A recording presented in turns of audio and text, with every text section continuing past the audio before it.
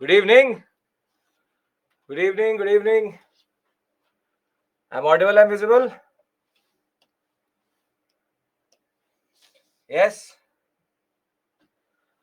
Okay. We'll wait for 2 minutes. Then we'll start our discussion.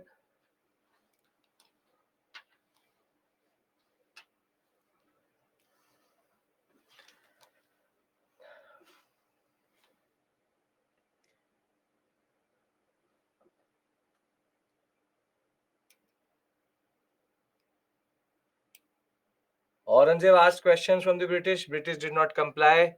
Aurangzeb took the settlements. Aurangzeb got 1.5 lakhs. He gave it back. That is the summary of that section. Ritika, I'll try to do that if time permits in the end. Okay, we start module number 3, which is basically a very what we call as module which has one section very light, but the other one which is that ways a little bit heavy.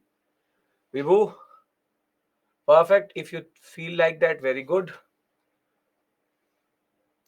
Just refresh if there's an issue. Okay. So, regional kingdoms and expansion of British Raj in India. We have to discuss two. This is two modules together. First two modules were decline of Mughals and advent of Europeans, and this is regional kingdoms and expansion. Expansion 1, expansion 2.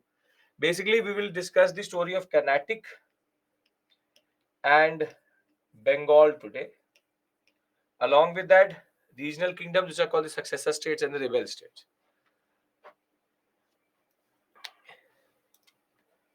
Sham, while you forget new things whilst learning, you forget old things whilst learning new. That is the only solution is revision. It is only revision. There is no other way. The more you will revise, the better you will become.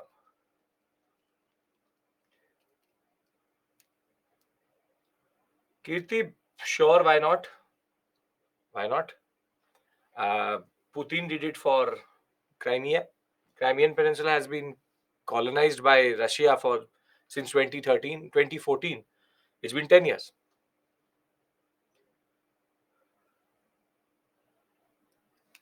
Okay. I'll wait 1 more minute and then we'll start. Perfect, Nitya. When I revise, I cannot understand anything. ये थोड़ा dangerous है. It's a little bit dangerous. Meaning that when you read the same thing, it makes no sense to you. That is what you mean.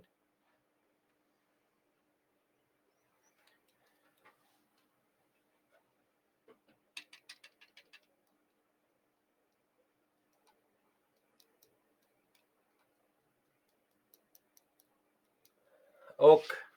See, Seema. Firstly, see, everybody forgets. This is a point I want you to tell that everybody forgets. It's not that no one forgets and everybody has an photographic memory. See, you will read once, maybe you'll remember 10%, for example. You will revise once, you will remember 20%. If this is your progression, only 10%, then you have to revise multiple times. That is the division between some students who only need to revise once and some students only have to revise twice or thrice or sometimes 5 times. You know yourself best. The point is learning is one thing, revising is the other thing. Where you revise from is the more important point. Because what happens is that if you, for example, read one book and revise from the other, that is not going to work because then you're reading again. So rather you have to remember, learn and revise from the same book. That is the way you actually understand or learn in that sense. So it's not a very linear process. People forget for sure. And that is a standard thing which will happen to you and everyone in this journey. Right. Okay.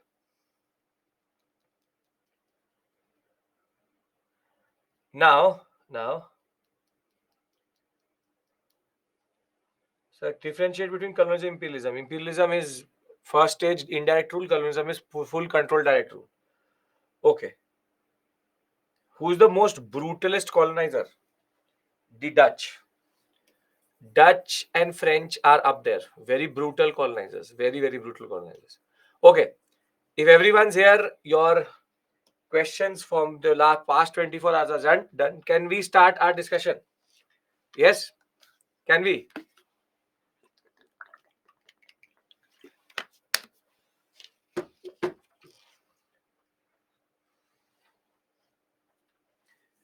See, don't revise. You revise, to forget. You revise, you forget. That's a process. You have to strategically learn and strategically revise. Okay. Saloni, Belgium is equally bad, but Dutch Indonesian was very, very bad. Okay. Now, in the past 2 days, what we've done, I asked you to remember Duplex very good. We will talk about him very soon. In the past two classes, we have very simply created a picture. So, in front of you, there is a certain picture which is basically called the Advent of Europeans. It's called the Advent of Europeans. And in that picture, what we've seen is one first story is Mughal decline, how the Mughals were declining. And whilst you thought that maybe this Mughal decline would have been independent of the story itself, in a way the things come together. Wherein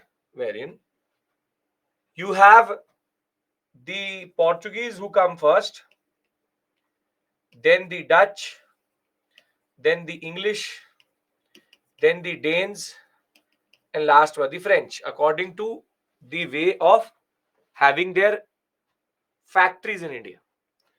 The Portuguese had a golden opportunity between 1500 and 1600, the only power in India, but their colonialism was flawed because the concept of just holding the seas doesn't work and does not make any sense.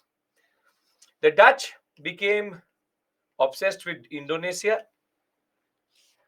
and the Danes, their problem was that they were very, very engrossed in missionary activities, and the French were very late. But they were the only challenge to the English. English versus French, which we have to discuss under kinetic wars.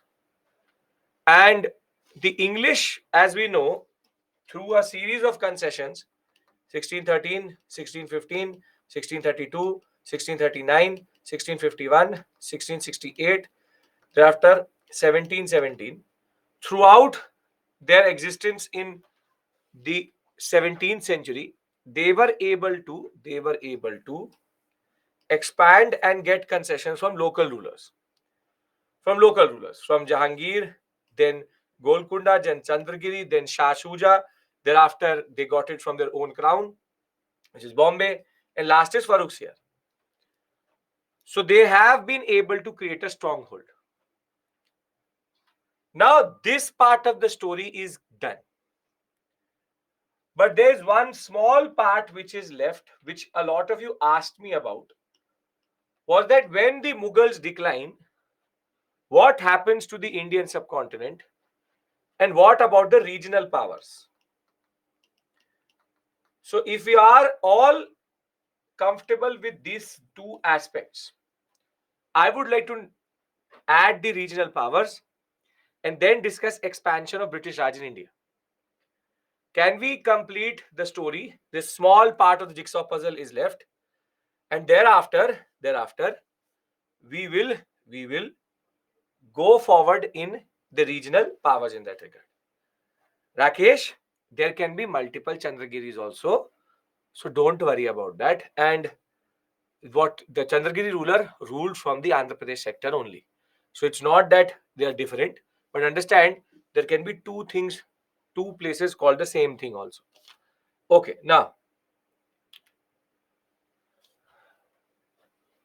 When the Mughals decline, they give rise to two types of state. They give rise to two types of states. One are called the successor states, and the second one is called the rebel states. States in the sense as a political unit, and successor and rebel, there's a major difference. Now tell me one thing, if you come out of your familial business and you take it forward into a certain area, you will be called a rebel or a successor? You'll be called a successor, because you've taken your core business out of that area and you've become autonomous. There was a big company in which your brother and you were there, or your sister was also there, and now you have come out as a successor. Imagine that you have Tata Corporation. Under Tata, you have Tata Motors, TCS, Tata Tisco, and you have Tata Resin. And when Tata Corporation gets diluted, all of these units which we come out are called successors. They have succeeded the original power. Now, a rebel state, on the other hand, is the opposite of it. Since its inception, it always fought with the original power and tried to expand on the expense of the original power. However, as soon as the original power is gone, they are able to capture more power and become even more independent.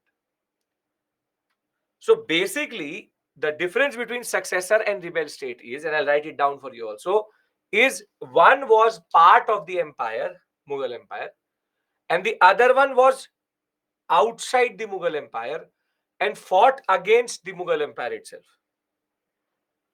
So successor states are states or political units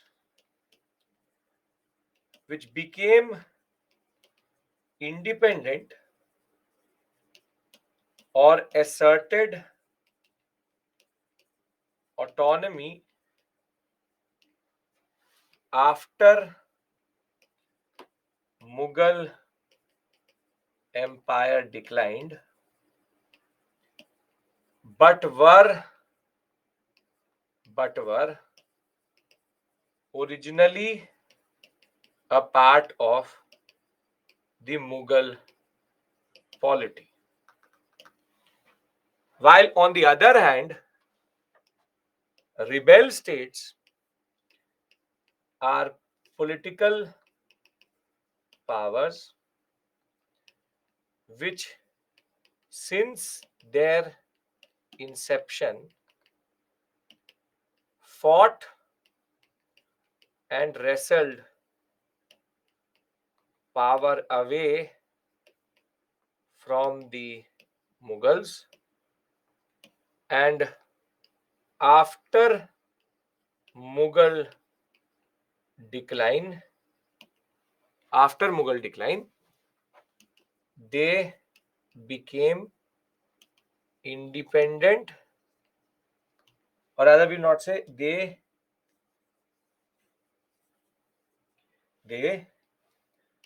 expanded at the expense of the empire. An example of this would be, very simply, Awadh, Bengal, thereafter Carnatic, Hyderabad, the Rajputana sector. There's one more which is Mysore, but the Mysorean state very briefly was under the domination of the Mughals, but was never a rebel state, was part of the empire in that way. And here you have the Marathas, Sikhs, Jats, and Rohillas. Now, one of you has asked, how are the Rajput successor powers? To answer that question, we will have to go through medieval India, wherein, because of Akbar's Rajput policy, the Rajputs, for most of their existence under the Mughal Empire, accepted the suzerainty or the sovereignty of the Mughal emperor.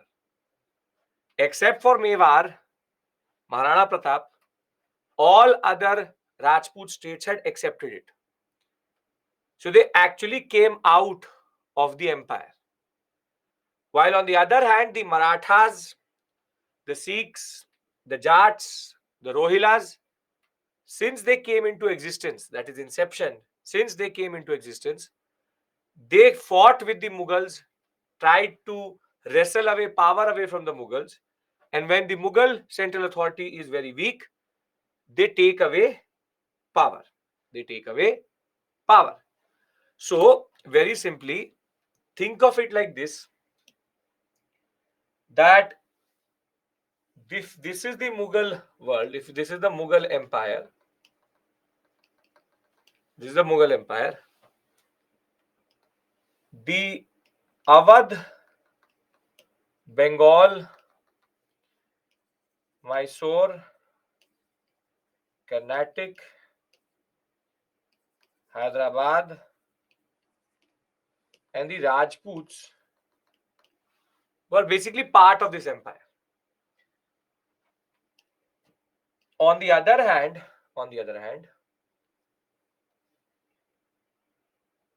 you have the Sikhs, Jats, and the Marathas, along with the Rohillas. Sikhs, Jats, Rohilla, they were basically outside the empire. And what happens is that these units gain autonomy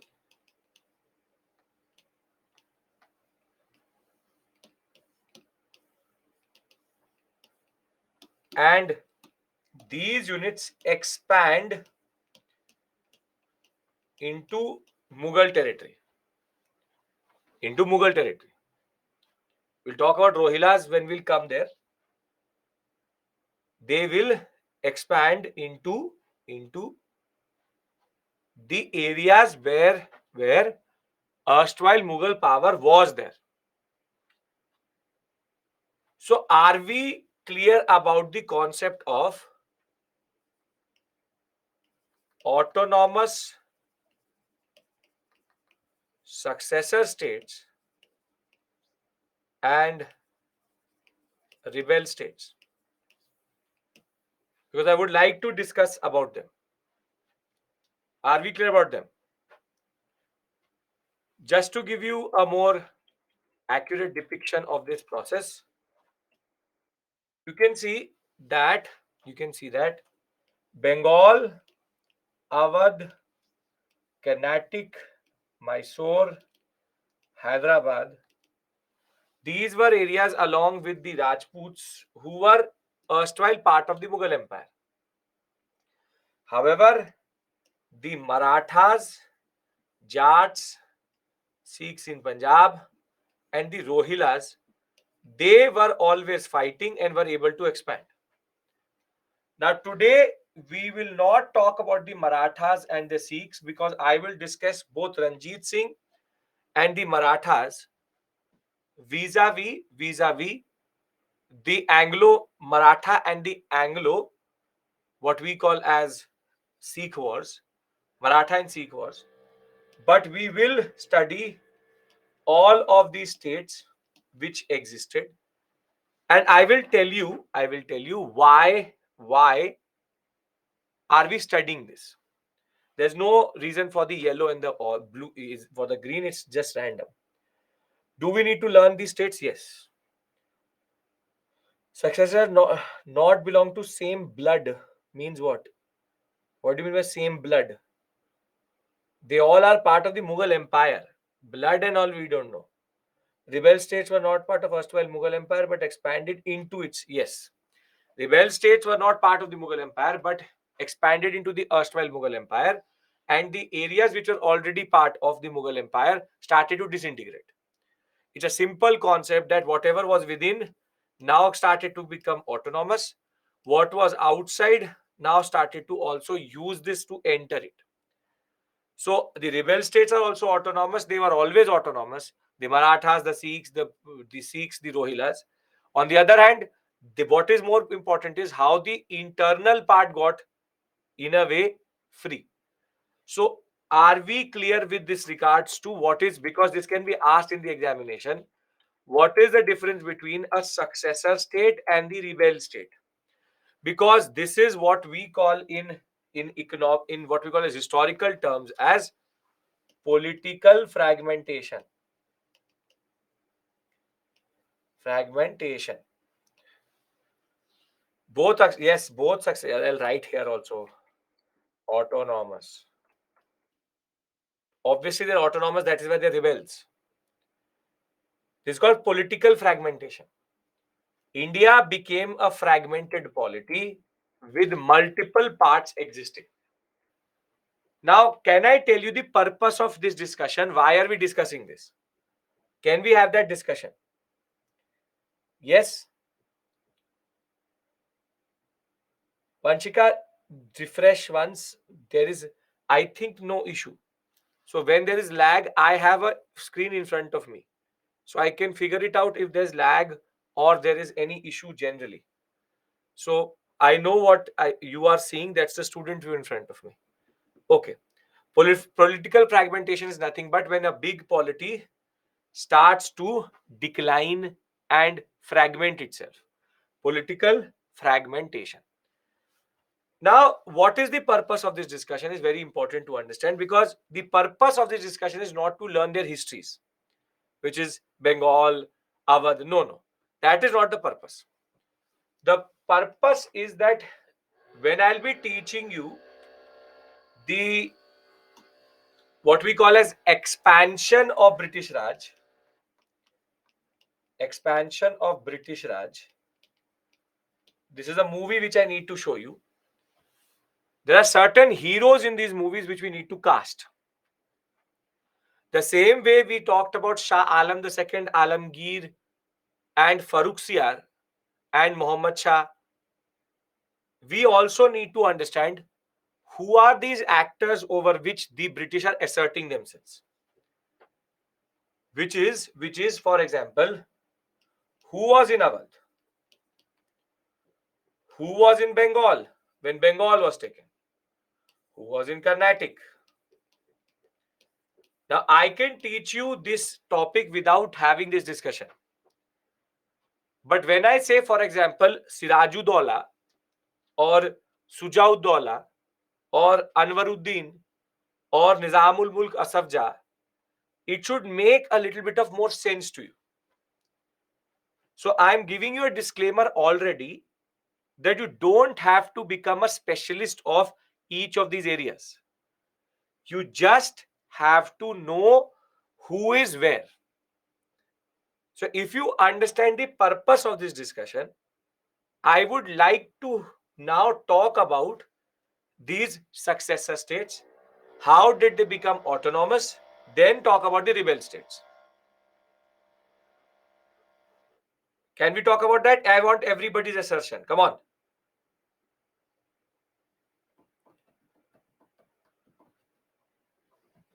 Great. Now, let's go to Bengal. Let's go to Bengal.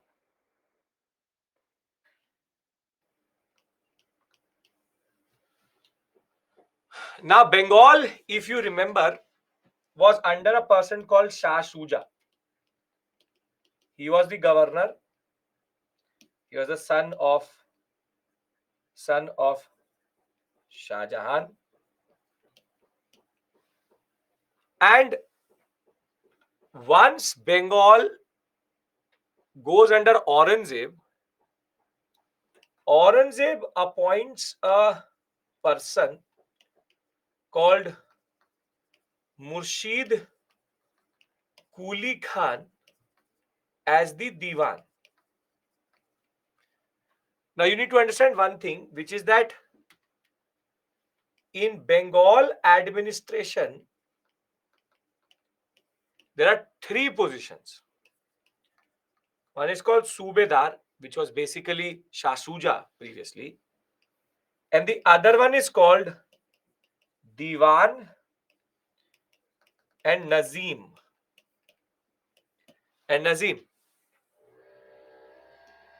Now, when you will become an IAS officer, there's a chance you can get two types of positions in the district. One of the district magistrate and the other one of the district collector. No, it is not Nizam, it is Nazim. Nazim, not Nizam. Nazim. Different word. The I is in a different place. Nazim. See, Diwan is the revenue in charge of revenue administration, and he is the in charge of general administration. And this will happen to you also when you become an IAS officer. You can either be appointed to the district as a DM, district magistrate, or you can be appointed to the revenue department of that district, and we will call it district collector. Why would you want to have two different officers for revenue and general administration? Use your logic. Why would you want this?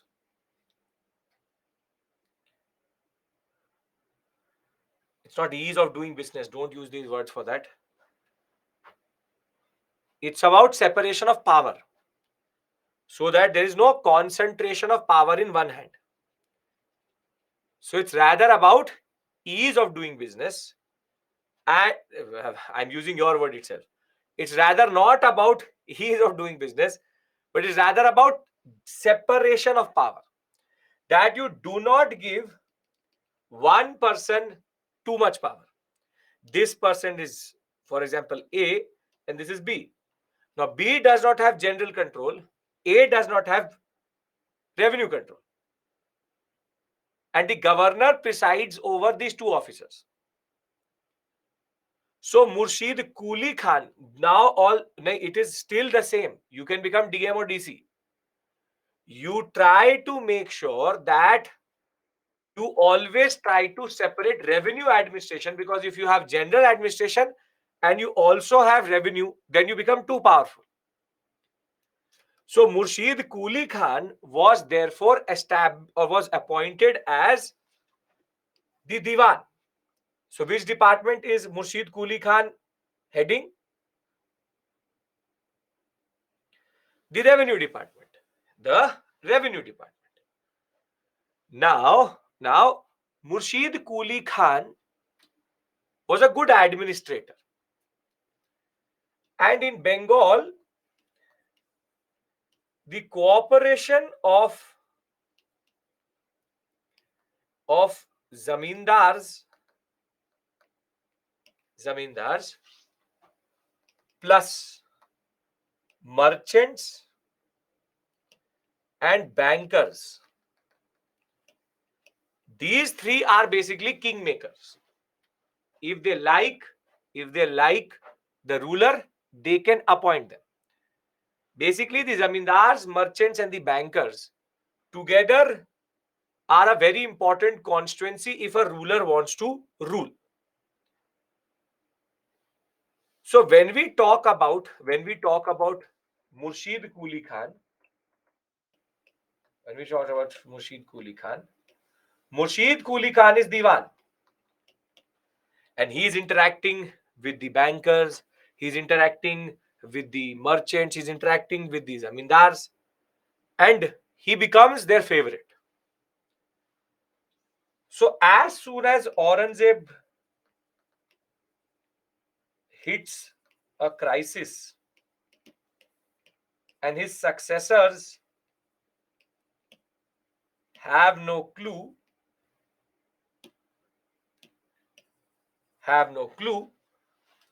what happens is that Murshid Quli Khan, with the help of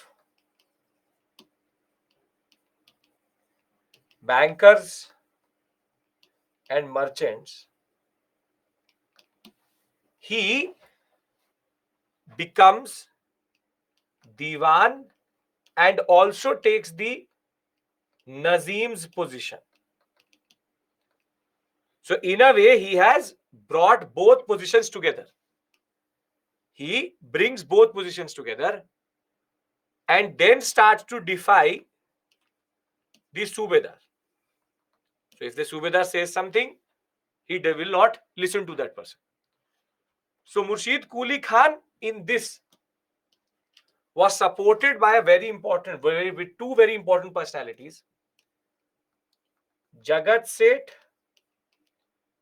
and Omi or Amir Chand. So only as soon as the Nazim's position becomes vacant and the Mughals need to nominate someone after the death of the Nazim, he rather usurped power into him rather than the Mughals appointing someone. And Jagat Seth and Omi and Amir Chand played a very important role in supporting. These are two bankers of Bengal.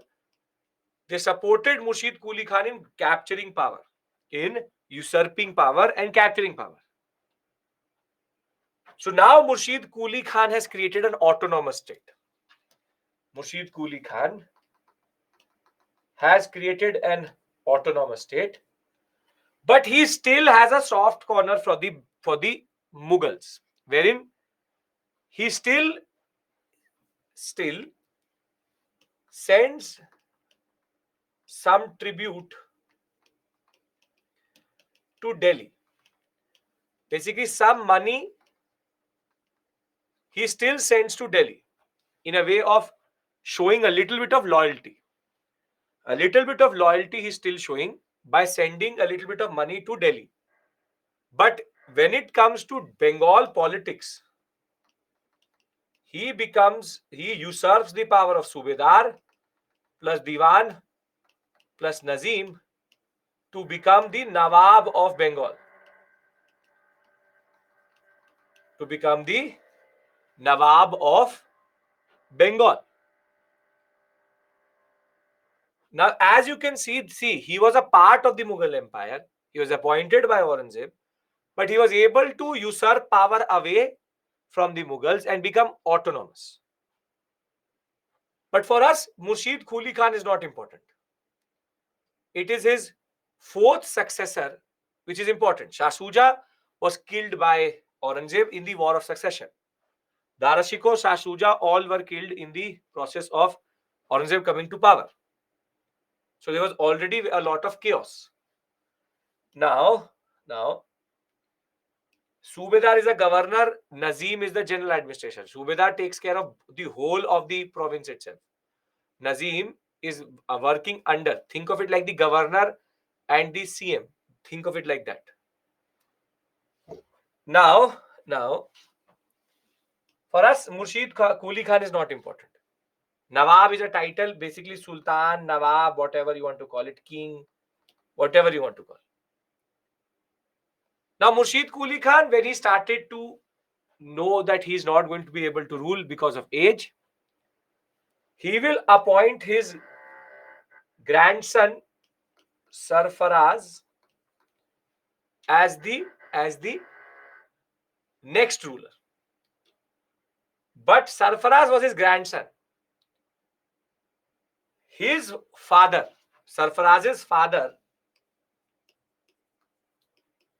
Sujauddin, removed his own son to become the next emperor or to become the next Nawab. Standard thing which used to happen in the Mughal Empire at this point of time, father and son used to fight.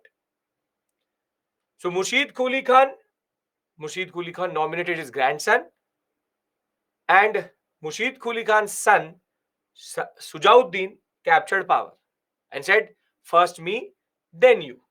First me, then you. However,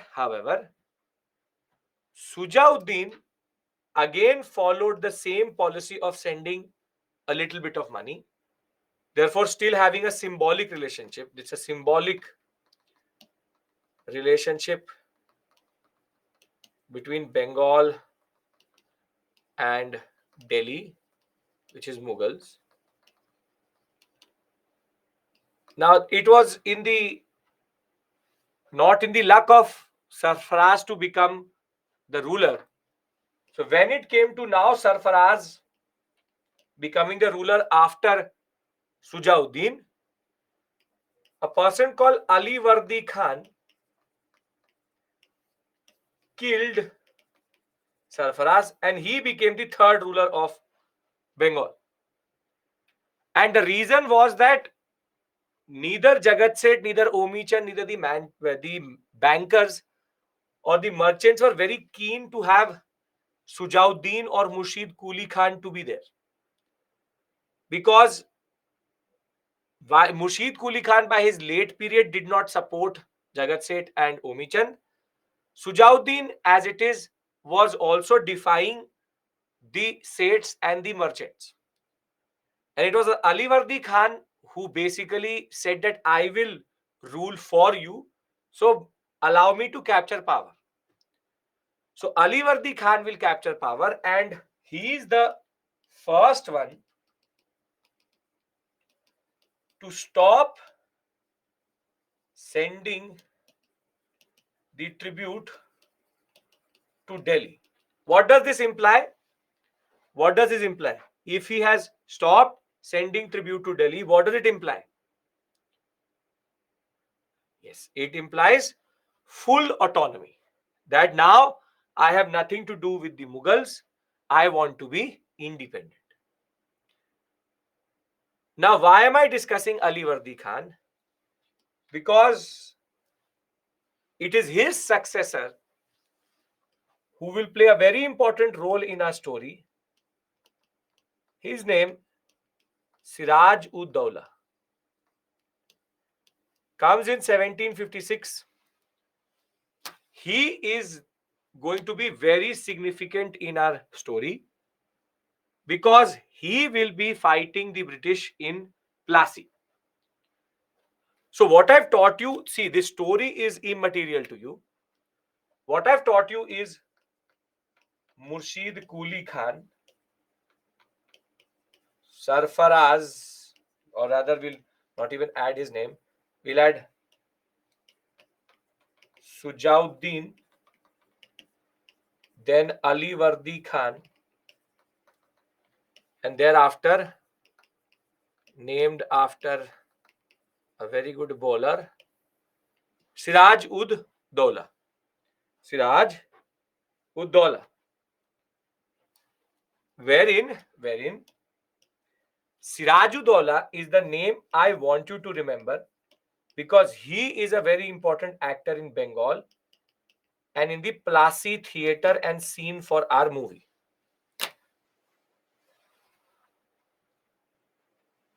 Shubham, this topic in short is that I've talked about the Europeans, I've talked about Mughal decline. Now I have to create an image in your mind wherein I am telling you who is ruling where. Because the British have to fight with someone. So, very simply, in Bengal, it is Siraj ud Dawla who is going to be ruling when the British want to expand. I'm not asking you to do anything else. Just remember the name Siraj ud Dawla. The Yogi, I'll tell you the names which are similar. What is the catch? It's not difficult. See, I am not asking you to remember the story. I'm just telling you who is ruling Bengal. This is one question which you asked me previously in the two classes. That when, for example, the British are in Madras, they are coming up in Mauchlypatnam, Bombay, Goa, Cochin, Kannur, when all of this is happening, who is ruling India? And I am telling you that answer, that Sirajuddaulah was ruling Bengal. And he is going to be an important personality for the Plassey battle. Are you understanding what we are doing here? Because you need to understand that the story doesn't matter. What matters are these actors. For me, even not the actors, these names. Because if you don't know the names, it will not become, it is of no purpose actually to not even understand this whole story. So I'm still again creating context for you. I'm creating the larger picture so that you understand what is happening. So when we talk about Bengal, under Aurangzeb, Murshid Quli Khan was Diwan. And thereafter, Farooq Siyar made him governor when he started to usurp power. When he is appointed as the Subedar in 1717, he will abolish both the powers of the Diwan and Nazim and capture power fully. He will shift his capital to a city which is called now today Murshidabad, and now start to assert his concept or his understanding. Now, he abolished the system of separate offices of Nazim and Diwan and combined both the offices. And thereafter, he nominated his grandson Sarfaraz, but his father Sujauddin Muhammad Khan captured power. They still had a good base in this area and the support of the zamindars, merchants, and bankers. Thereafter, Alivardi Khan will kill Sarfaraz and capture power with the help of the zamindars and bankers. And it will be his successor in 1756, Sirajuddaulah, who will basically now become important for our story. Do you understand the story? Ashay, why these needed to become an IS officer? So why do you need to know the dams of India, the forests, geomorphology? Why do you need to know what is called repo rate, reverse repo? Are you applying for the RBI governor's position? Actually, more than reverse repo and repo, this has more purpose to you in your understanding. The fact is that why you speak English today, there's a reason for that. And I am trying to explain to you why. So, irrespective of the emotional and the larger connotation of why you need to know colonial history, भाई मैंने नहीं बोला है. UPSC says you need to know about Sirajuddaulah. Now, if they say that you need to know Sirajuddaulah, you need to know Sirajuddaulah. If they tell you that you have to do something, you have to do something. But the point of the matter is, all of this is significant because there's a reason why India is what it is today, and there's a reason why the partition happened. If you really don't understand the gravity of what is going to happen, wait for 2-3 classes and you will realize what is going to happen in India and why is this important and why UPSC wants you to study it. It's a rhetorical question, an irrelevant and ignorant question. But I'm telling you this because if you will become a utilitarian in your preparation, then which is that you will always look for utility, then 96% of the syllabus you will never use in your officer years. You tell me, when you go to the market, do you start to do differentiation, integration? When you play cricket, do you apply trigonometry? So then why did you not ask your school teacher, why are we doing this? So things have to be done. I understand your frustration, but चार नाम रटने को बोल रहा हूं. I'm not asking you to go and marry Sirajuddaulah.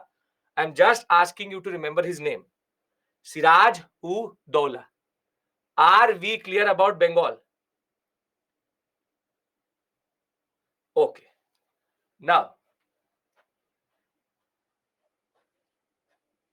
the next area which becomes important in our story is a place called Hyderabad. Now, Hyderabad is basically the whole, what we call as the crux of or the heart of the Deccan sector.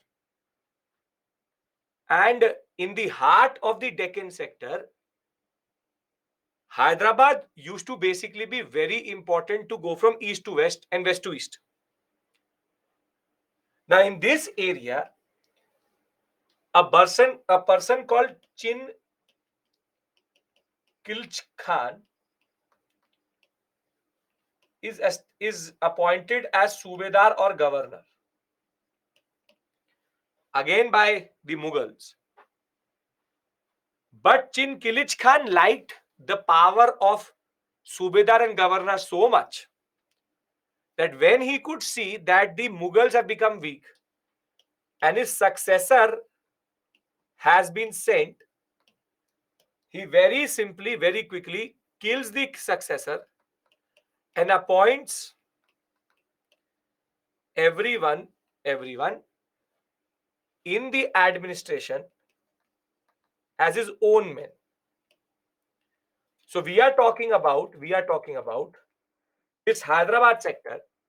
And as you can see, it is very important for the Mughals to rule this area and generally very strategically located in the heart of the peninsular sector. When Delhi appoints somebody called Chin Kilich Khan as the governor, he very quickly captures power, and now when his successor is sent, he kills that successor and captures power. But now if the ruler of a place called Hyderabad and your name is Chin Kilich Khan, does this name called Chin Kilich Khan actually instill fear in your body? That when you hear the name Chin Kilich Khan is your ruler, does it actually instill fear in you? Not really. So when Chin Kilich Khan comes to power, he now changes his name. Nizam ul Mulk Asaf Jah. अब मजा आया ना? That who is your ruler? Nizam ul Mulk Asaf Jah. And basically, Chin Kilich Khan took the title of Nizam, and this is the origin of the word Nizam which you use in the later period. So rather than being humiliated on his name that I'm Chin Kilich Khan, your emperor or your Nizam, he changed his name itself and wanted to say Nizam ul Mulk means I am the Nizam all of India, not even 10%, but Nizam ul Mulk and Asaf Jah. So Hyderabad story is very straightforward. It's not very complicated, which is that Chin Kilich Khan is going to capture power. In 1713, he was sent as Subedar. In 1724, he will kill his rival and his replacement. And then he will appoint every officer who was Mughal appointed with his own men, and then take the title Nizam ul Mulk Asaf Jah. So in our story, Hyderabad, therefore, in Bengal, we had Siraj ud Daula, and in Hyderabad, we will have Nizam ul, you can't see that, Nizam ul Mulk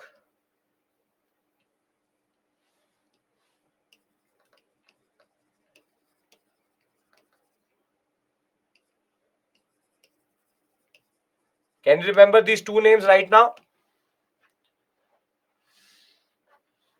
Why are they having this kind of name if they were not in power of whole country?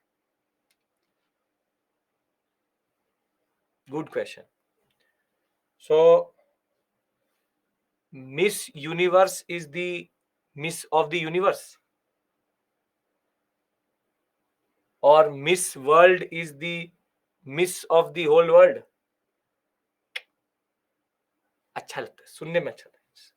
Self promotion. Are rulers used to call themselves Maharaja Dhiraj, Parmeshwar, no less than God himself. Were they God? No. It's about prestige. But if you want to change your name, why would you take it as Nizam ul Hyderabad Asafja? Would want to take it as Nizam ul Mulk Asafja. But when you are getting an option to change your name, why would you want to take it as a smaller denomination?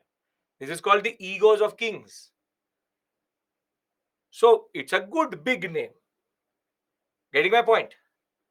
That he had the chance to do anything, but most of these names are misleading. So the meaning of this name is Nizamul Mulk. Nizamul Mulk means the ruler of the world. Mulk, this whole Mulk, or this Nizamul Mulk, the Indian subcontinent. It's okay. Now, can we go to Awadh now? Are you understanding what I'm actually doing here? We are moving from one place to other to ascertain who is ruling in that area.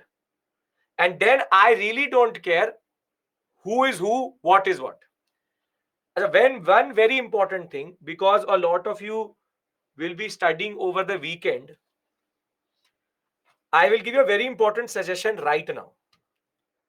People want to see Hyderabad. I will give a very important suggestion right now, which is that in history, you will learn names.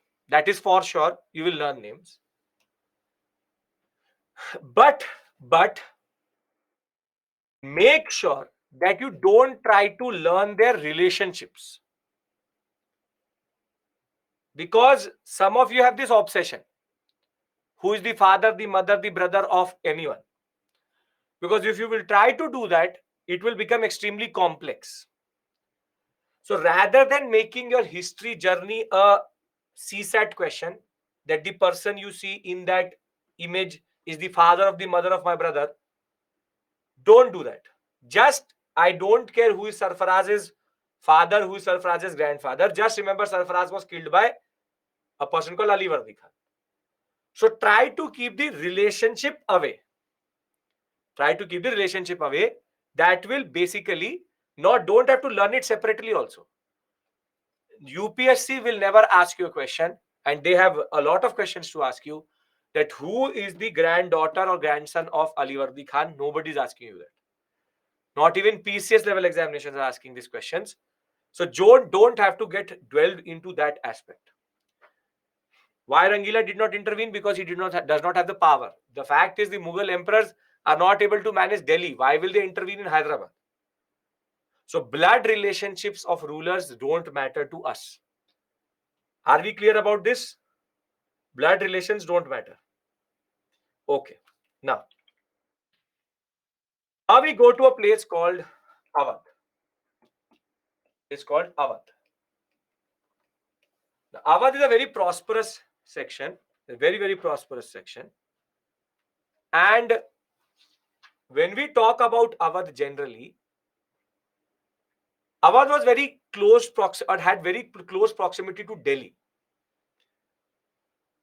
So now one thing was very clear, that only when the Delhi ruler would allow, Awadh could become autonomous.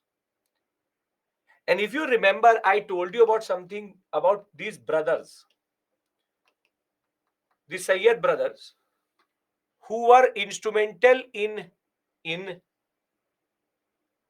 what we call as installing Farrukhsiyar. Farrukhsiyar was installed by these kingmakers, Sayyid brothers. Very good. Now these Sayyid brothers were now becoming a nuisance. And Muhammad Shah Rangila, if he wants to come to power, he has to defeat the Sayyid brothers. And what happens is that the governor of Awadh at this point of time is a person called Saadat Khan. Saadat Khan helps Muhammad Shah Rangila in defeating the Sayyid brothers. Basically, Muhammad Shah Rangila only comes to power once Saadat Khan helps him to come to power. And so in return, when Saadat Khan asserts autonomy, Muhammad Shah does not say anything, because he believed that Saadat Khan, in a way, deserved this area. And he also gives Saadat Khan a title which is called Burhan ul Mulk. Basically, the person who is the helpful person for everyone in the Mulk. So the person who basically is able to carve out Awadh as an autonomous state is called Saadat Khan, sometimes also called Saadat Khan Baran ul Mulk. But he is not important to our story. Saadat Khan is succeeded by a person called, and if you live in Delhi, you would know, he tried to imitate the Taj Mahal in his grave, which is called Safdarjung. There's a whole area in Delhi called the Safdarjung Enclave, Safdarjung. And Safdarjung was succeeded by a person called Sujau ud Daula. Now, please pay attention. Please pay attention. Here it is Siraj ud Daula, and this is Awadh is Suja ud Daula. It's a very important distinction you need to know. Priya, that would have been true at a very young age, but they were blocking him coming or acceding to power properly. That is true. But at a young age, he was under their protective. Basically, the Sayyid brothers protected Muhammad Shah Rangila and basically were ruling in his name. When Muhammad Shah Rangila wanted to assert his power, the Sayyid brothers were not allowing that to happen. Are you getting the context? That is a very intricate detail, not of any purpose to us. But the person who is ruling is Suja ud Daula, not Siraj ud Daula. Remember, the bowler Siraj is in Bengal and not in Awadh. If you remember it like this, you will never forget. Which is Sirajuddaula is in Bengal, Sujauddaulah is in Awadh. Why am I telling you this? Because this Sujauddaulah is going to be very important in Battle of Buxar. In Battle of Buxar, he will play a very important role. So these people are very important in our story because they are fundamentally very important to understanding the details of the existence of India and how the British will fight each one of them. So when we talk about Awadh, Sayyid brothers needed to be overthrown and Saadat Khan will allow that to happen in 1722. He was able to subdue the rebellion by local Rajas, and Muhammad Shah will give Barhun ul Mulk as title for his appreciation for what Saadat Khan had done. Thereafter, in order to consolidate his position, he suppressed other rebellions. He will be then succeeded by Safdarjung, and Safdarjung will be then succeeded by Suja ud Daula, who is very important, very, very important in our story for Buxar. Are we clear? This chapter is not difficult to understand, and the difficult part has not even started.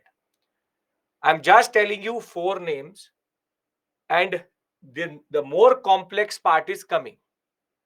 And I've already told you this theme is the place where mostly students will give up. Yahi dam tod denge. They're like, I can't do history. But as I said, 20% of the questions don't even come from this area. But I can't straight away come to the area and say, okay, now the INC was formed in 1885. I can't teach you like that. I have to read till 1885 and I have to tell you these stories. It is the most important job for me to basically, I'm not even giving you the movie. The trailer, it's just introducing the people. That's it. So 20% of the story, these are only the people who you need to know. I have not given too many names to you till this point. Only Siraj Uddola, Suja Uddola, and Nizam ul Mulk, Asaf Jah, and you have, that's it, these three as of right now. These three as of right now. We can remember these names. Can you remember these names? Dhruv is saying that you can, for the purpose of speaking for everyone. You can remember it. Sujaudullah, Nizamul Mulk, Siraj. Bengal, Awadh, Hyderabad. Can I now go to Mysore? Okay, perfect. Now, Mysore is a little bit interesting. Mysore, which I will show you on the map first so that it's clear to you. Mysore is this area. It will be Karnataka and little bit of parts of Kerala and certain parts of Tamil Nadu. Now, Mysore state was never fully under the Mughals. Never fully under the Mughals. It was under the Vijayanagara rulers. Then briefly it will go under Mughal domination, really briefly. But the people who actually ruled Vijayanagara, the Mysore sector, are called the Vodeyar kings or dynasty. So Vodeyars are nothing but the local rulers of this area, and the person who is ruling at this point of time is a person called Chikkadevaraya Vodeyar. Chikkadevaraya Vodeyar. Don't have to remember his name. Don't worry about that. And Chikkadevaraya Vodeyar had a prime minister, and his name was Nanjaraj. His name was Nanjaraj. Again, don't have to remember this name. But Nanjaraj was ruling in the name of Chikkadevaraya Vodeyar. Basically, Nanjaraj was a very brutal prime minister, and Chikkadevaraya Vodeyar was more or less useless. So technically, Mysore state does not fully fall under the category of successor, but we can't call it a proper rebel state also. So Chikkadevaraya Vodeyar had a prime minister called Nanjaraj, and Nanjaraj was very dominating and very brutal for the people. So now will rise a military officer, and his name is Hyder Ali. Hyder Ali wanted to rule this sector in a better way, and he will challenge Nanjaraj. Vodeyar kings used to rule. Chikdevraya Vodeyar was the one who was ruling at this point of time.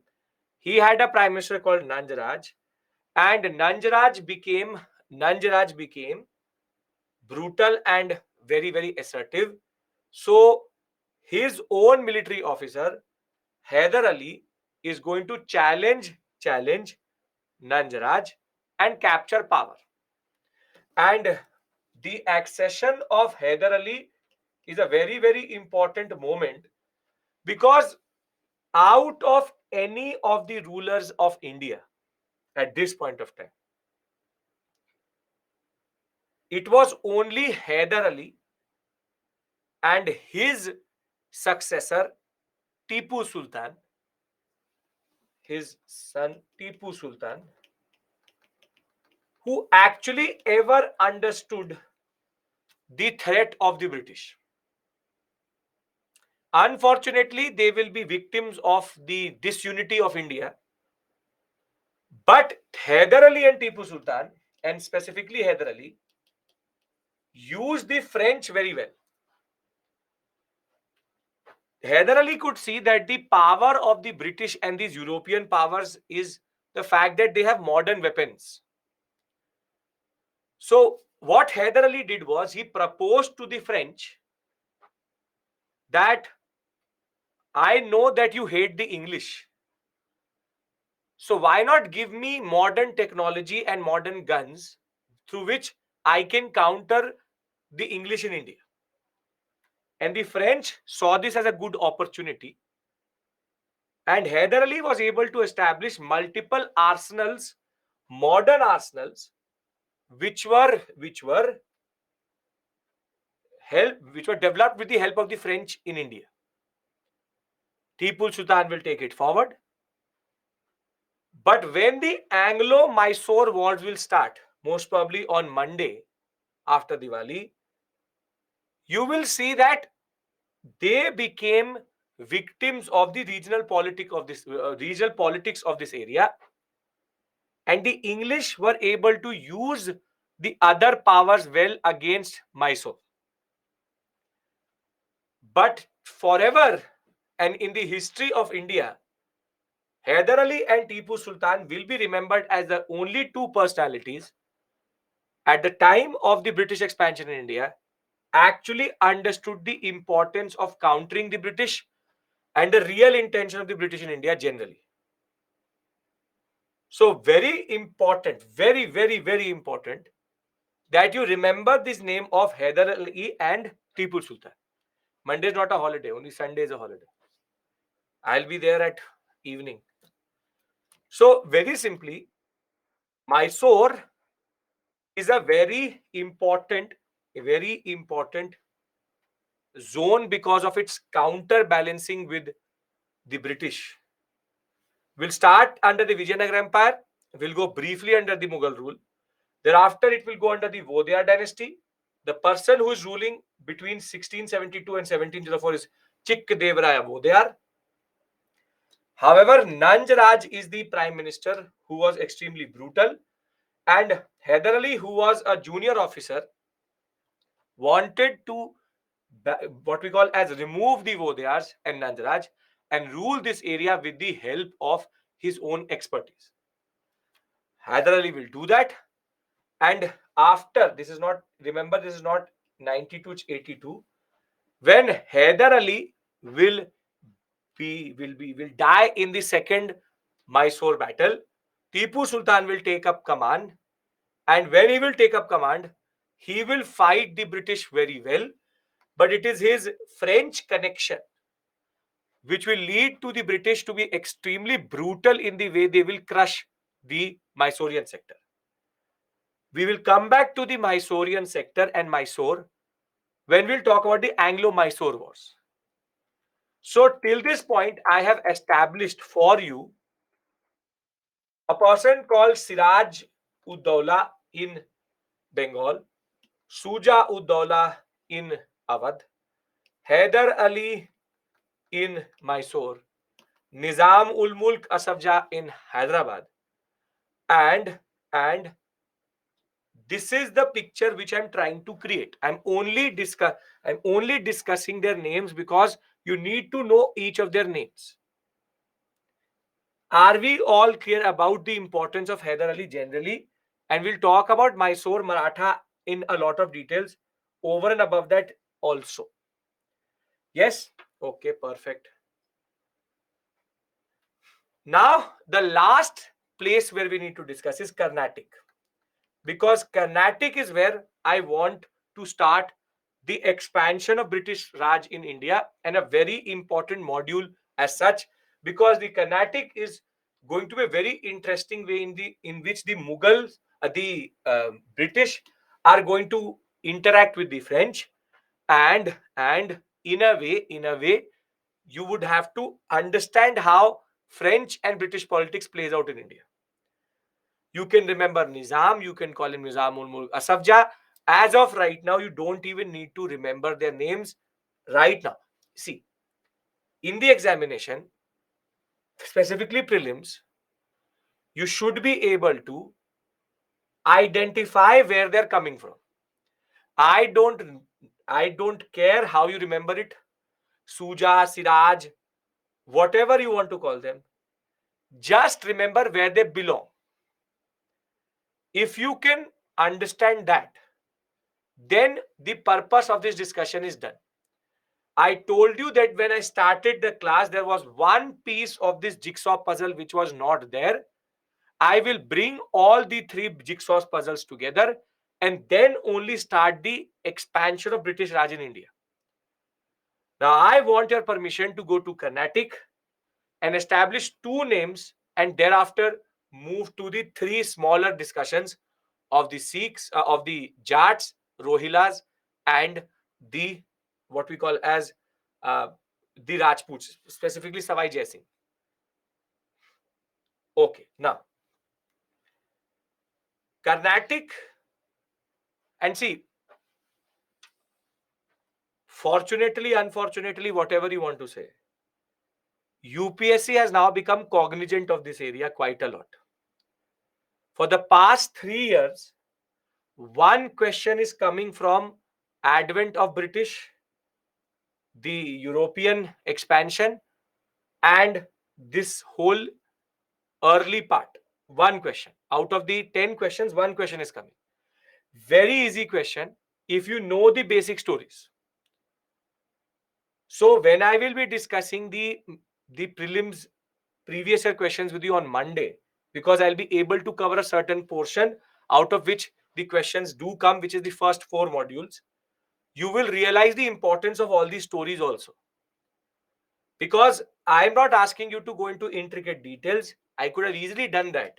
And if you've read Spectrum, you would know that there's a lot of detail, finer details which are there. And I am not the one who gets caught up in unnecessary details. That is never the way I have ever studied or taught. Because I understand that you are human, unlike someone else who would tell you to remember everything. So I am trying to minimalize your effort for maximum output. So I have only asked you to remember the Suja, Siraj, Nizam, Hyder Ali, and the Carnatic is a very simple, straightforward concept. Hyderabad used to control the Carnatic sector, which is modern day Tamil Nadu. And what happened was that as soon as the Nizam became independent, the governor or the deputy governor of the Nizam in the Carnatic sector, his name Sadadullah Khan, he will become independent. But for us, Sadadullah Khan is not important. But a person called Dost Ali, and not even that, a person called Anwaruddin. This person is going to come to haunt you in the next 15-20 minutes. And Carnatic, you add a person called Anwaruddin, who is important for our story. Dost Ali and Anwaruddin. It is the confusion between who will become the next successor of Dost Ali, which is Anwaruddin, or Chand Sahib, which is going to basically lead to the second Carnatic war. Now, we are done with the major successor states. When it comes to the Rajput states, they are not very important to our story because in a way the Rajput sector, the Rajasthan sector, never fully came under the control of the British also. Because of the fact that there was a concept of what we call as paramountcy, which I will discuss with you later. But for the purpose of the examination, you need to know that there was a very important personality called Raja Savai Jai Singh of Amber, who is considered the most important personality in the astrological and geometrical and mathematical history of India. Because he was one person who was a very distinguished statesman, but also He loved science. And in Ujjain, Jaipur, Delhi, Varanasi, and Mathura, if you've ever been there, you will find a, a monument which is called the Jantar Mantar. Jantar Mantar is basically a modern astrological building which basically gives you astrological predictions. It's in Jaipur also, it is in Ujjain also, in Delhi also, Varanasi also, and Mathura also. But the first one was developed in Jaipur and then in Delhi. He was the one who actually commissioned the establishment of the Jantar Mantar. He also was the one who translated multiple texts, Arabic texts and Greek texts, into Sanskrit and Indian languages to understand astrological observations and astronomical predictions. For example, the sets table. You would have used this, for example. Have you used the set table for the examination when you were in BTech or you were in BSc? You would have used a table, set table. That was basically translated from the works of the Arabic scholars into the Sanskrit by Savai Jai Singh. On the other hand, a book called Elements of Geometry of Illucid, who's a Greek scholar, was also translated. He was also the one to first use what are called log tables. And in his area, he did one more very important thing. In order to reduce violence against women and women welfare, he tried to reduce the marriage cost of daughters. Now, before I go to Jats and Rohilas, where again you need to know only 1, 2, 3 sets of names, I'm trying to consolidate. The Carnatic Megha I will discuss in a lot of detail, don't worry. You have Siraj. I'm again repeating because I'm trying to make you understand and remember it in class itself. Siraj, I will explain Carnatic in detail, Pavitra and Megha. Don't worry about that. I will tell you the whole story.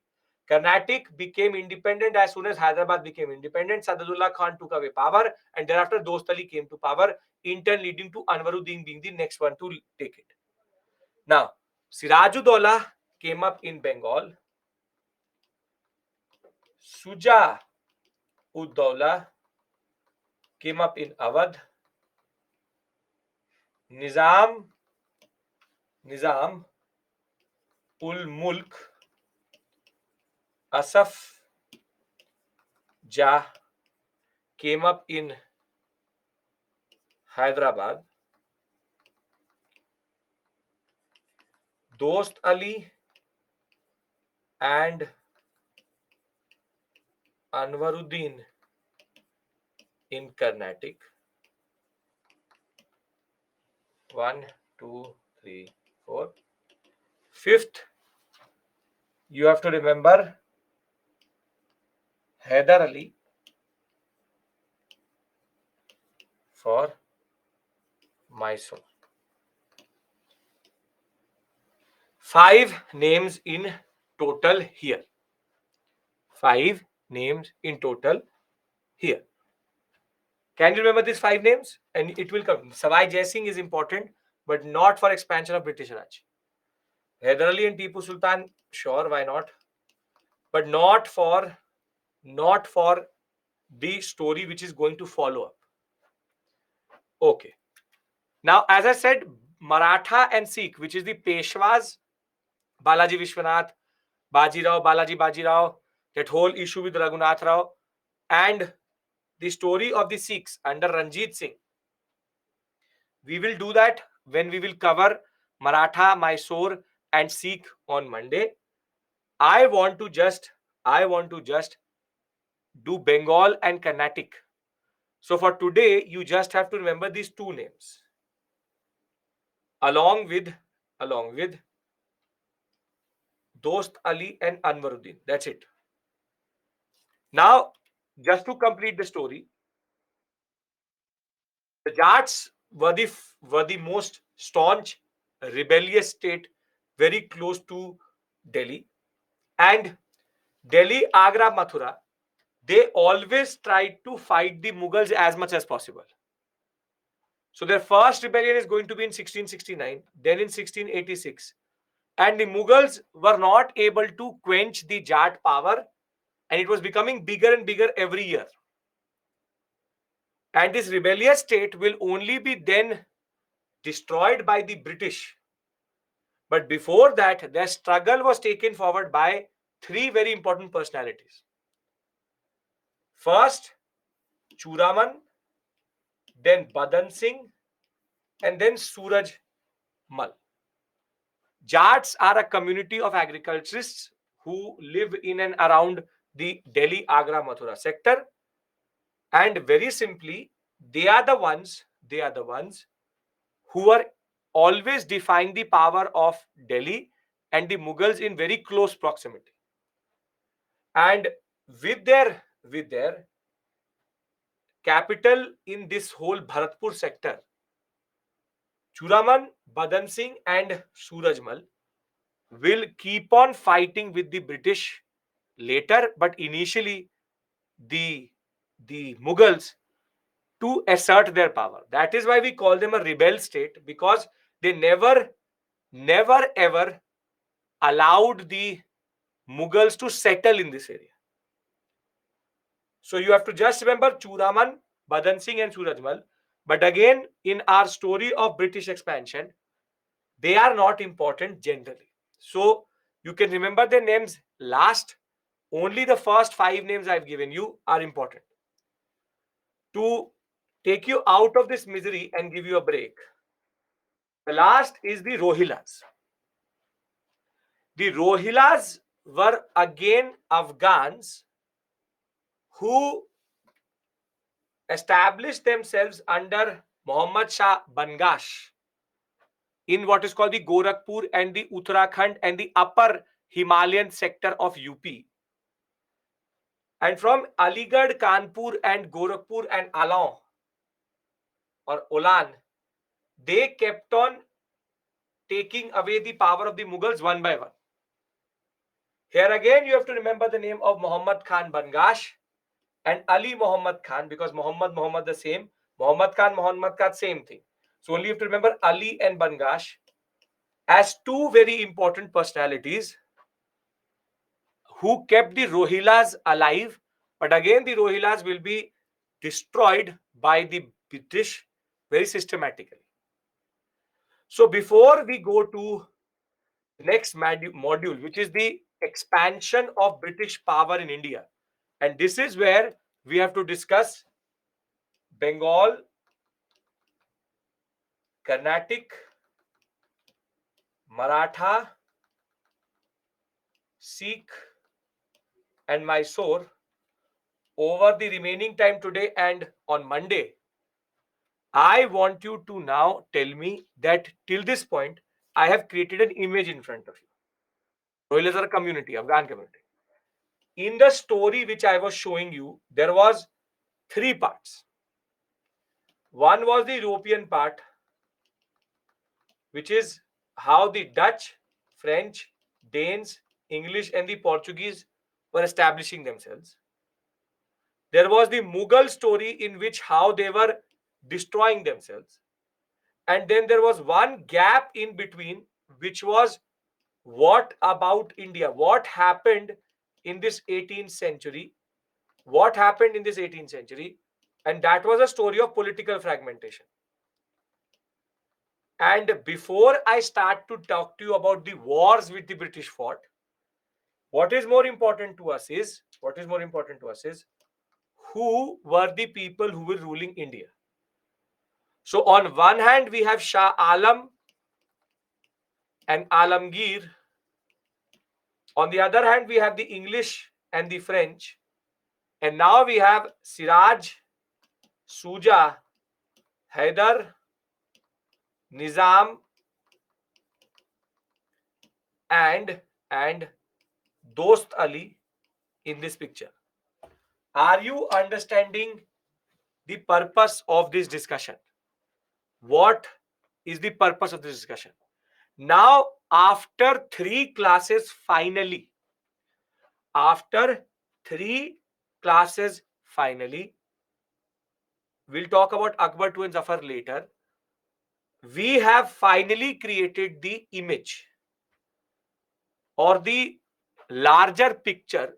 All the context is done, and now the expansion can start. I've told you there are names, there will be more names which will come. There are stories, but remember, what matters is to understand the consequence and why is what is happening. Sayyid brothers not important in our story generally. Can I take a break here? Give you some breathing space because I want your attention as soon as you are back, and then we start a very long area but a very interesting area in that regard. Every part of modern India has a purpose. Every part of the discussion we have is a purpose. I have no purposeless discussion. So, understand this point. There will be classes in which I will keep on creating context for you. And that context is important to understand things. I could have done without it. And there are people, there are certain personalities who teach without talking about these things. So I have created the bhumika, I have created the context. Now I want to go into the story.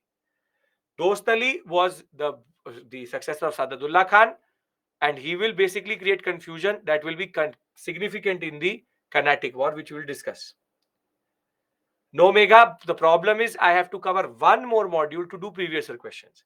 In history, the problem is the questions are cross-cutting modules, and that we will be able to do on Monday. So don't have to worry. You consolidate what we've done till this point. So these points that you tell today, in which book NCRT? You will not find it in NCRT. Ironically, NCRT has nothing related to the advent of Europeans and has nothing related to the concept of what we call as the early expansion. That is why NCRTs are useless at this point of time. Bipin Chandra also does not talk about it. It's only the PPT which will talk about these things. Explain before slides once again. European power done, Mughal decline done, Indian actors done. I'm going to give you a break here. It is what, 6:30? 6:30. I will see you at 6:40. I'll give you one 5-minute break, 5-minute break, transitioning between Bengal and Carnatic. Acceptable? Acceptable.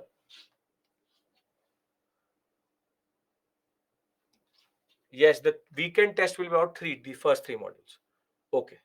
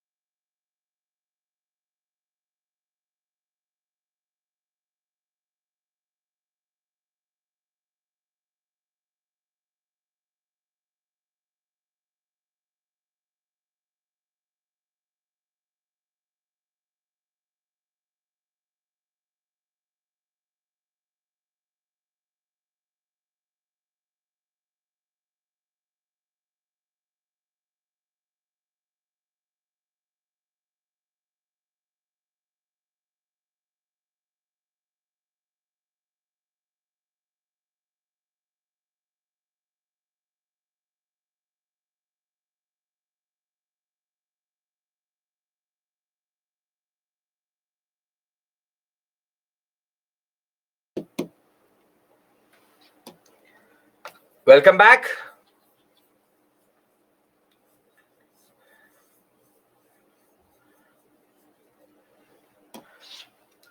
Okay.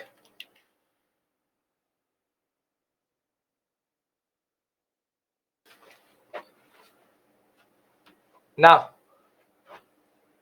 everyone set? Ralph Finch came to Kerala in 1583. Can we say that first Englishman? Sure, you can say that, Nitya. Nobody's going to talk about that, but sure. But he came to the Vijayanagara state and the Seven Coast state, not to North India. You can call that. Dhruv, refresh if you can't see me, if you can only listen to me. Okay. Now we have to start our journey with regards to expansion. In order to understand expansion, we have to basically now understand the politics of the Carnatic sector. Because the first place where the British actually fought something properly was the Carnatic sector. Now, if you remember the Carnatic sector, the person who was ruling here was a person called Dost Ali. And it was, Mehak, we already started. It was already presumed that, not formally but informally, that Dost Ali will be succeeded by Anwaruddin. But the Carnatic sector is explosive for a very major reason, which is that if you look at the Carnatic area,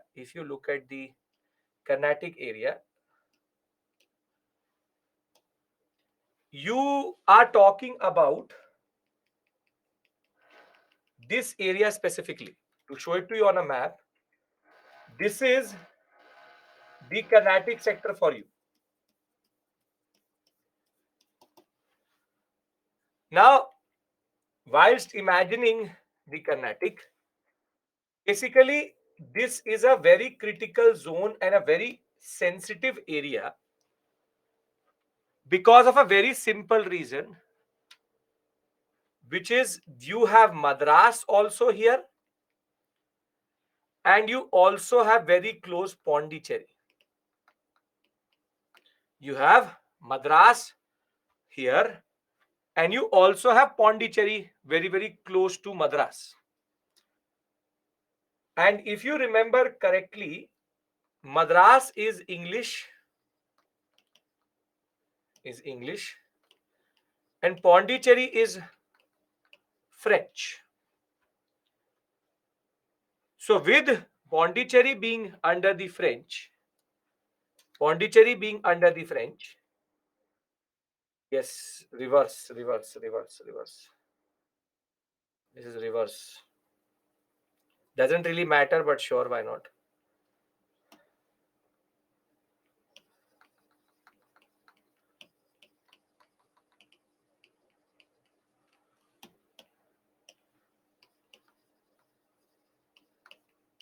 Now, okay. For the cartographers in the class, fine. Very good, Karthik. Thank you for pointing that out. Okay. Now, Madras is English, Pondicherry is French. English headquarters is Madras. Pondicherry is the headquarters of the French. Now, Dutch had already given up. Portuguese have no real presence on this side of India itself. And the French, when they came in 1664, they came with a conviction of challenging the English.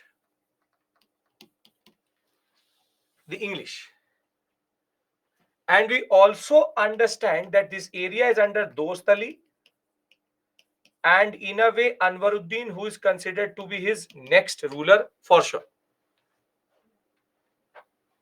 Are we clear with regards to the setting? I'm setting the set. I'm setting the mood with regards to this whole area. Are we clear with the setting? That there is Pondicherry, there is Madras, there is Dostali, and it's a very explosive zone. And that explosiveness comes from the very close proximity of the English and the French conviction to challenge the English in India. Now, the English, as you will see, were very smart in this sector. I'll tell you why. See, to understand that why the French hates the English so much, you have to go back into their history. And the English and the French, it's not that they've never fought wars. They fought multiple wars. It's called the 100 Years War, 30 Years War, multiple wars they fought. But somehow these two powers always come up on the opposite side because of their interests. So the Anglo-French rivalry, as it is called, Anglo means English. The Anglo-French rivalry is a rivalry which has its genesis in Europe itself, is linked to the commercial interest of both these companies, the French East India Company and the English East India Company. And it is all about removing each other from that sector. So while the Portuguese and the French did not really care about, the Portuguese and the English did not care about that too much. English were very assertive vis-a-vis the Portuguese, were very assertive vis-a-vis the Dutch. But the French came up with this point that we will make sure that we will compete. That what I'm arguing here is a very simple point, that English-French rivalry is nothing new. Is nothing new. But what is new is that it had never played out in Asia. Because if you go by their very old history, from the 100-Year Wars in 1300s to the French Napoleonic Wars, which will happen very soon in the late, what we call as 1789 to 1802, specifically between 1804 and 1815. The war keeps on going on happening. But for us, this rivalry has a very interesting manifestation in India, and that is in the Carnatic sector. So the point I'm trying to establish here is Anglo-French rivalry is a very old rivalry based on their own historical interaction, which I really don't care about because I don't care about the Britishers too much. So if you understand this point, I would like to tell you how does it manifest itself as a war in India in the first Carnatic War. The pretext clear? Yes? Perfect. Perfect. Now,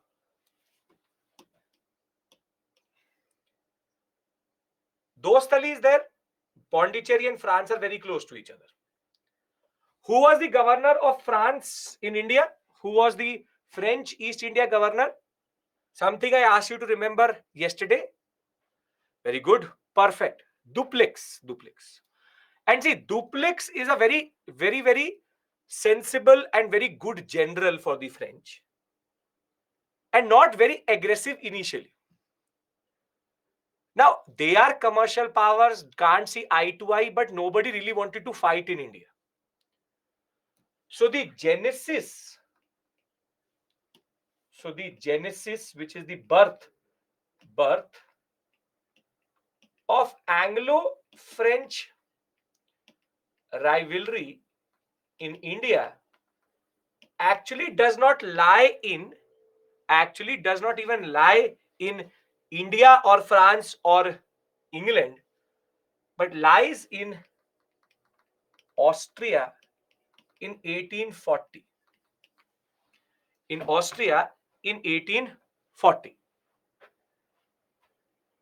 See, pay attention. There is a tradition in Europe. Well, yes, 1740. 1840 is a different concept. 1740. There is a tradition in Europe, 1740 to 48. There's a tradition in Europe which says that if the throne of one country, if the throne of one country becomes vacant, for example, the English throne becomes vacant, all dynasties across Europe can nominate a person for that throne or get involved in succession. See, in Europe, generally, there are not a lot of dynasties. So, one major dynasty is sitting in the Austrian sector, Austria, which is called the Habsburgian Empire or Habsburgian dynasty. You have the English, you have the Russians who are called the Romanovs, you have the French who come from the biscuit company Bourbon dynasties. They're called the Bourbons. And they generally tend to nominate each other's sons, daughters, relatives as kings. Now, what happens is that in 1740 in Austria, the king dies. The king dies. And there are two people who are fighting for succession from the same family. One is called a person called Maria Theresa, who's the daughter of this king. And there's a person called Charles II, who's a relative of this king. What is the difference between these two? What is the difference between these two? One is a man and the other one is a woman. Now see, in Austria there was a act which was passed by the king that women can succeed as queens. Women can succeed their father as queens. However, when in 1740 the Austrian throne becomes empty, one faction of the Austrian dynasty says, no, Maria Theresa cannot become the next queen or the successor of the king. It has to be Charles II. And the other faction of the Austrian dynasty says it has to be Charles II. It cannot be Charles II because Maria Theresa is allowed. Now, very simply, in our history or in world history, this is called the Austrian War of Succession. 1740-48. 1740-48. And ironically, between Britain and France, who allows their daughters to succeed? Who allows their daughters to succeed? Britain. That is why Britain can have queens. Victoria, Elizabeth. So what happens is Maria Theresa gets supported by the British. On the other hand, Charles II is supported by the French. So the whole continent of Europe gets divided over the issue of Austria. On the one side, France, Prussia, Spain, and these other smaller states say that it cannot be Maria Theresa, while Britain, the main Habsburgian dynasty, Russia, Dutch say it has to be Maria Theresa. Doesn't matter if you remember Maria Theresa or not, because nobody is going to ask you to explain the Austrian War of Succession. You just have to write in the examination that the bone of contention was the Austrian War of Succession. Are you getting my point? Nobody needs to remember what is the division in Europe. I am trying to explain to you what is the Austrian War of Succession. Now, Austrian War of Succession is happening in Europe. It's happening in Europe. However, these old rivals are on the opposite sides of this debate. Now, before we see what happens further, do you understand what is happening in Europe and what is this Austrian War of Succession? Austrian War of Succession is a fight between a daughter and a relative, which some of you may have gone through also, for who will succeed the father. And the European countries get divided over the issue that can the daughter succeed or not. I cannot be more clear, I cannot be more simple in explaining it, which is the Austrian War of Succession. For you and me, what matters is the two powers in India sitting in Pondicherry and Madras are in are in opposite camps. Are we clear about this? I want everybody's yes, because this is a very critical thing which you need to understand, because the 7 years war is also nothing but Austrian War of Succession in 1853. So understand, rather 1753. So you need to understand the core issue here. You need to understand the core issue here. So we all are on the same page with regards to Austrian War of Succession. Now you sit back and enjoy. Now what I want from you, is take a pillow, take anything you want, sitting on a chair. Now enjoy the story, because something very interesting is going to happen in India, and you will just need to know the story of it and the conclusion. So I'm giving you a second.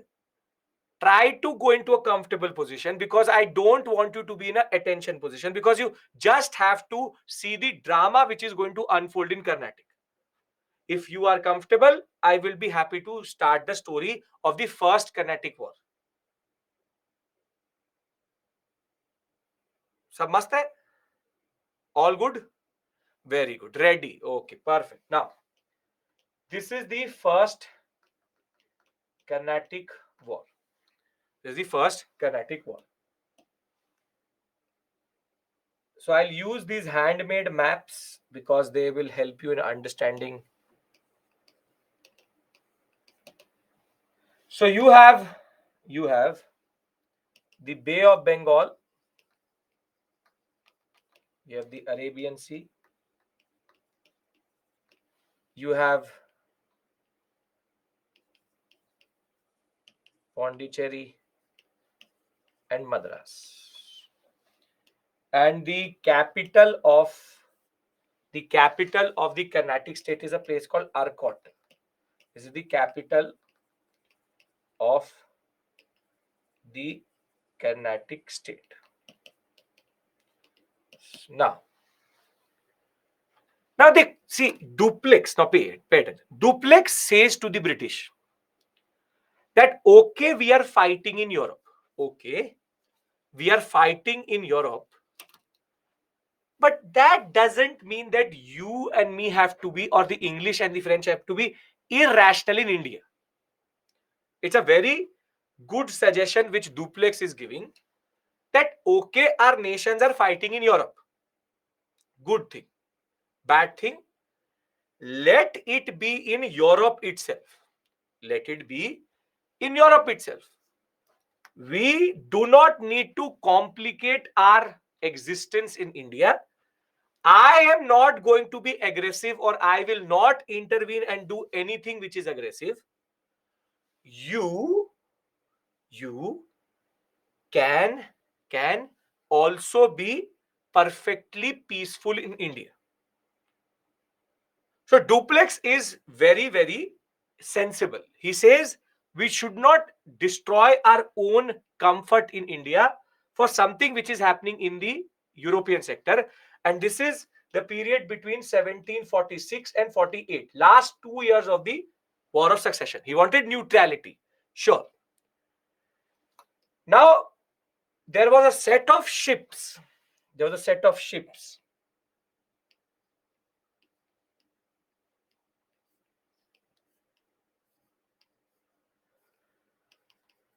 French ships which were sailing in the Bay of Bengal, and the foolish British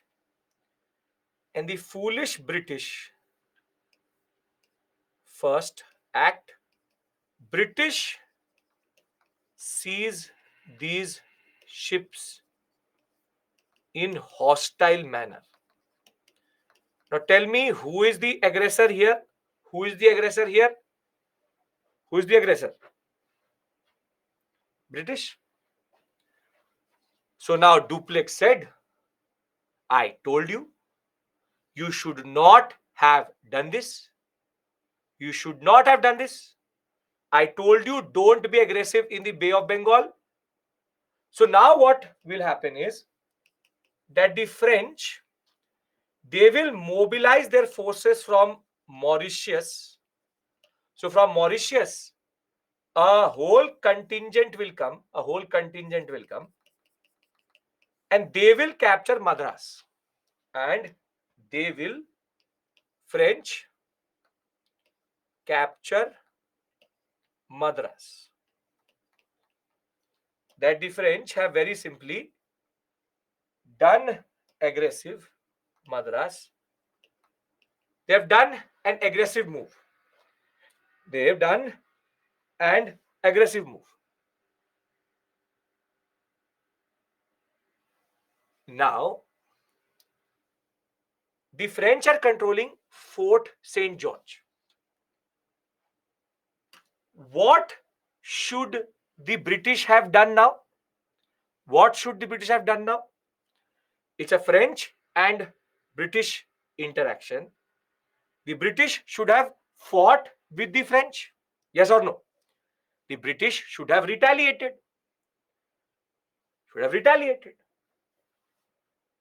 But the English are a little bit smart. What they do is that they go to Anwaruddin and say, इसने मुझे मारा. That this French, he hit me. Very simply, they go to Anwaruddin and say, oh almighty Anwaruddin, you are that person who controls the Carnatic state. Tere hote hue, with you being there, how is that the French are doing injustice on us? I'll give you a very good analogy of this. This is what happens with your younger siblings. They hit you, but when you hit back, they go to the parents. That mara mujhe. But they will not say that they were the first aggressors. The first aggressors are the English.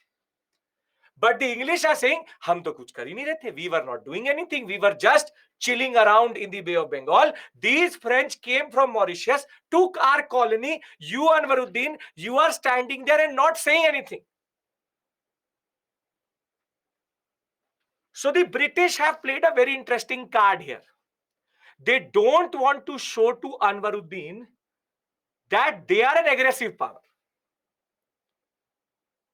So rather than wasting their own resources, and this is the difference between a public East India Company and a private East India Company, they basically prepare Anwaruddin that go fight, give us Madras back. It is our right. Give us Madras back. It is justice we want. And this foolish Anwaruddin will do the same thing. What he will do is that after the British seek him, after British seek his help, he will, Anwaruddin, now fights or now prepares to fight with the French. And what is called the Battle of St. Thomas or St. Thom, the French will defeat Anwaruddin. Now you see how the English have literally made an Indian ruler fight for their own interest, and an Indian ruler obviously did not have the capacity to fight with the French. But think of it, in the end, who was the culprit here according to everyone? Was it the British or the French? It is the French. Now the French have become, in the eyes of everyone, an aggressor. But it is the British which basically made Anwaruddin fight. And ironically, Madras will remain under French control in the end of the First Carnatic War. When the First Carnatic War will end, France or French East India Company had control over Madras. So in this first round of battles, the French showed their power and were extremely aggressive. But unfortunately for the French, what happens is that in Europe, Britain faction wins the Austrian War of Succession, which is basically Maria Theresa. And they go for a treaty which is called the Treaty of Aix-la-Chapelle.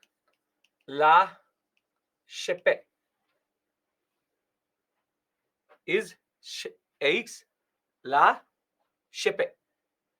And under the Treaty of Aix-la-Chapelle, which is happening in Europe, Madras is handed over back to English. Now you see how the English did not use 1 rupee and they got Madras back also, showed that the French were aggressive, and basically checked how powerful Anwaruddin was also. So on this one slide, I have the whole story of the First Carnatic War. The English seizing French ships, the French taking control of Madras, Anwaruddin fighting on the behalf of the French with France, French defeating Anwaruddin, however, Britain defeating France in Europe and getting Madras back. So did this story make sense to you? This story makes sense to you. I'll read it out from the PPT also, and it will make sense to you. Again, see, in the First Carnatic War, a French navy from Mauritius arrived under La Bourdonnais, and that happened because French did not want aggression to reach India. Dupleix advised the English to maintain neutrality, but the English seized ship in the southeastern sector. Thereafter, under La Bourdonnais, a Mauritius-based army of the French is going to come to India, seize Fort St. George. The English will appeal to the Nawab of Carnatic, Anwaruddin, and the Nawab will then ask the French to leave Madras. When the French will not do it, at the Battle of St. Thomas, the Nawab will now lead an army to fight with the French on the banks of the river Adyar. The French will send a small army under Captain Paradise, and Nawab's forces will be decisively defeated. Now, what happens is that in October of 1748, the Treaty of Aix-la-Chapelle happens, and the British, French, Dutch, Spain, Austrians, along with Genoa and Modena, go into a treaty. Austrian War Succession is brought to a close. Maria Theresa wins. Madras is handed over back to the English, and the French get certain areas in North America in return of giving Madras back to the English itself. So why Nawab is helping the British? Because the British always act like helpless people who basically don't have anything. This is called being politically very, very, very smart. It's a private East India Company, so they don't want to spend money. Rather, they want Anwaruddin to fight on their behalf. So I have summarized all of this on the first slide. Does anybody have any issue in understanding the first Carnatic War? Anyways, any issues? No issues. Now let's go to the second Carnatic War. Now the second Carnatic War is a little bit interesting. Chechta, don't worry. When I'll be done with the first, second, and third Carnatic War, I will give you a flowchart in which everything will be summarized. The three wars: first, second, and third Carnatic War. First Carnatic War, because of Austrian War of Succession, something which happened in Europe spills over into India, and now we are going to the second Carnatic War. Now, second Carnatic War is based on internal power meddling or intervention. Now you see, presence of French in the Indian Ocean now is rooted from this time only. Yes, after 1664, they were able to take Reunion Islands, they were able to take Mauritius. So yes. Now, the timing of the second Carnatic War, to be very precise for you, which is 49 to 54, it's a long war, is happening just after the first war is over, 1749 to 54. Now is rooted not in European politics, but in Indian politics. You see, in Hyderabad, I'll write it down again. In Hyderabad and in Carnatic,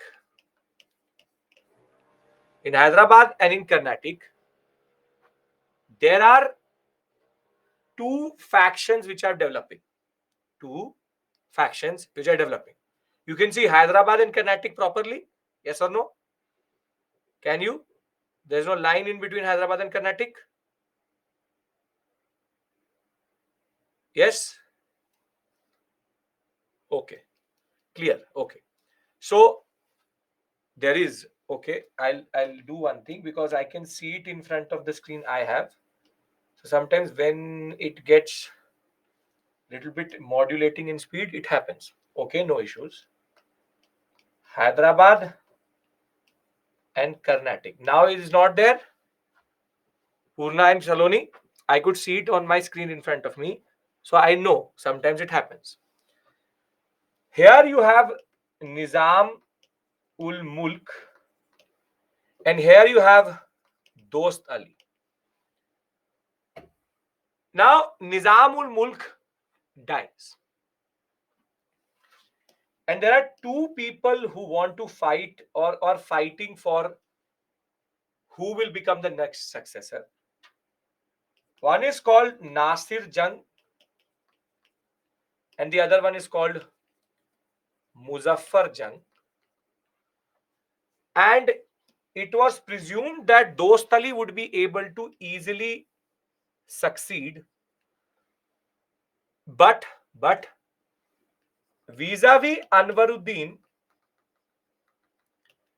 now again a person rises. His name is Chand Sahib. Chand Sahib is challenging Anwaruddin's accession. Muzaffar Jang is challenging Nasir Jang's succession.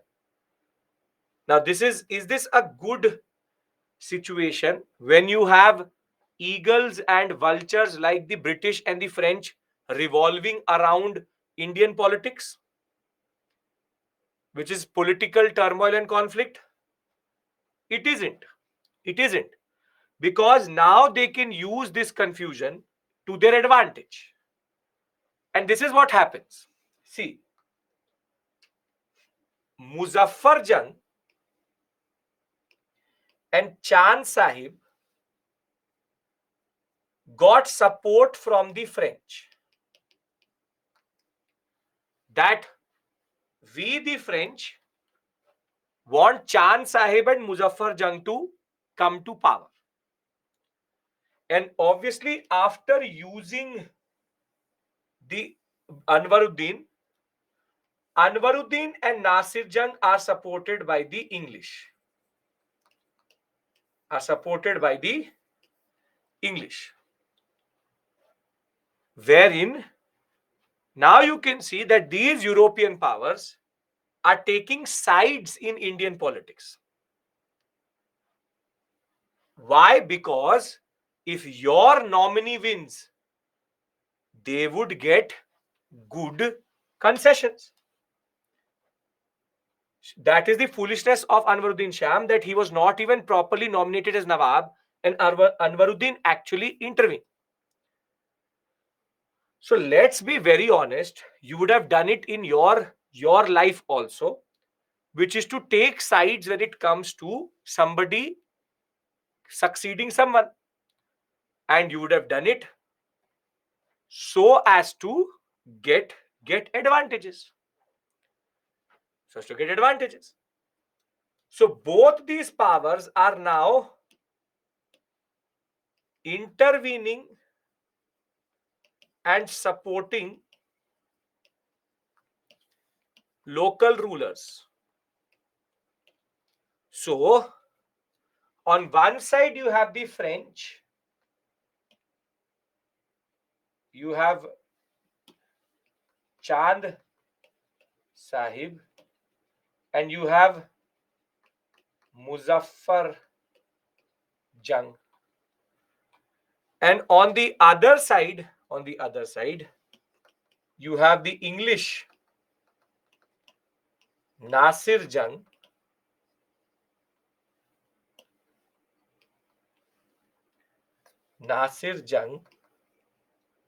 and Anwaruddin. Does anybody have any issue here in why they are taking sides?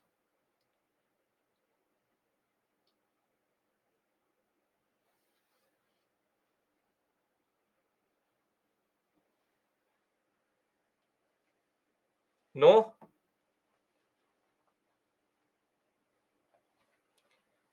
There's no issue?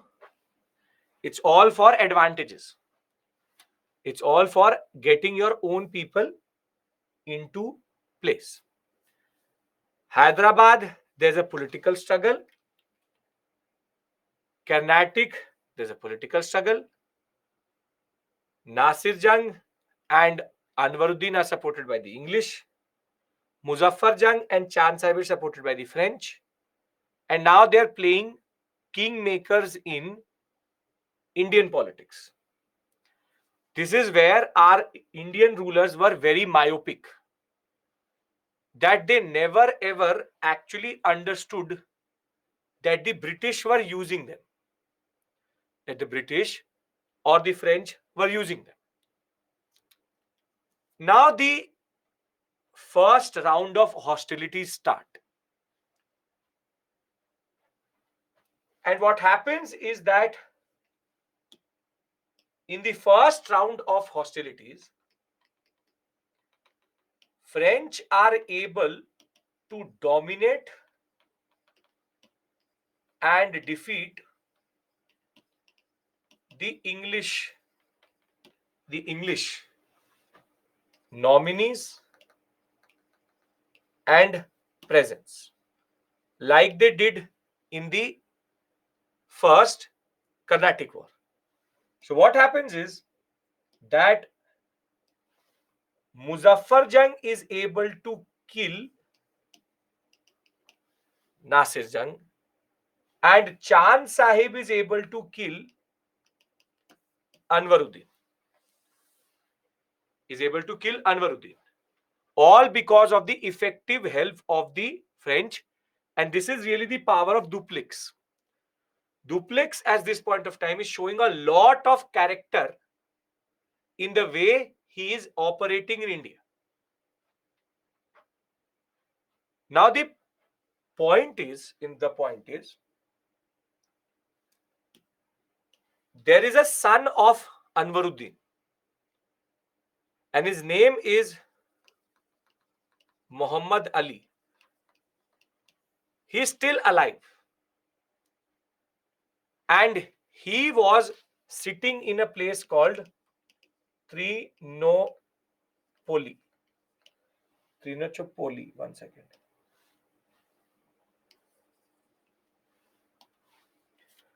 I'll give you the exact spelling so that I don't want to write the wrong spelling. 1 second.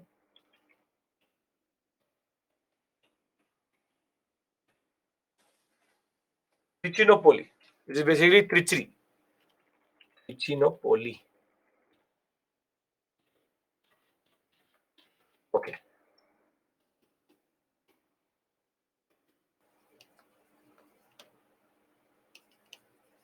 Now, tell me one thing. If Anwaruddin's son is alive, can Chand Sahib fully seize power? Can Chand Sahib fully seize power? Yes, Tiruchirappalli and the Trichiri sector in that regard. No, he's a threat. So now what the French do, along with Chand Sahib, they do what is called the siege of Trichinopoli. So they create a lot of pressure on Trichinopoli so as to kill Muhammad Ali. Muzaffar Jung had already killed Nasir Jung, and in Hyderabad, the French had a party.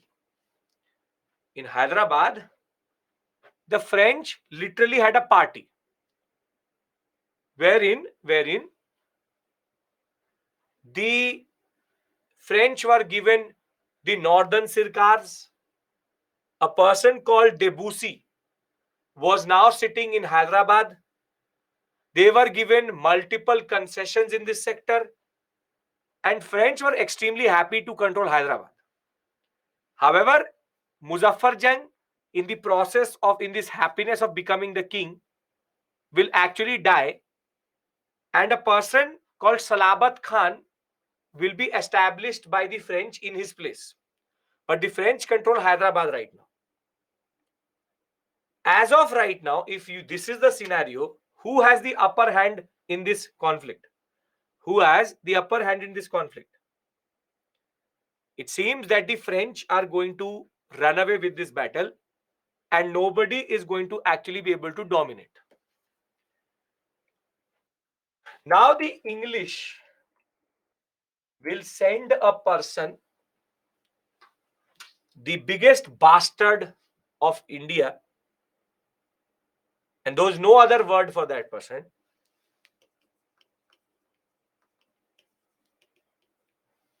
Robert Clive. Now Clive will be redirected. He was actually operating in Bengal also at this point of time. He will be redirected to the Carnatic sector. Clive will be told, solve this problem for the English. Trichinopoli is under siege, and the French have control over Hyderabad. So now Robert Clive comes up with a plan. And the plan is that try to divide the French and Chand Sahib. And how they did it was, Robert Clive said, don't try to control Trichinopoli. Let's seize or siege Arcot. Let's go and straight away take the capital of the Carnatic sector. And this may distract the French and the Chand Sahib, who were literally creating pressure on Trichinopoli. And this actually works. Chand Sahib very quickly moves to control and save Arcot. But Chand Sahib without the French, is he actually of any purpose? Chand Sahib without the French, is he actually even powerful? No. And what happens is that Chand Sahib moves to take Arcot, and at Arcot, Chand Sahib is caught by British and killed. Now, 1 second, Clive changed the whole situation. This is basically the Maxwell type of performance, wherein in the last moment, Chand Sahib has taken away power. Taken away power. 1 second.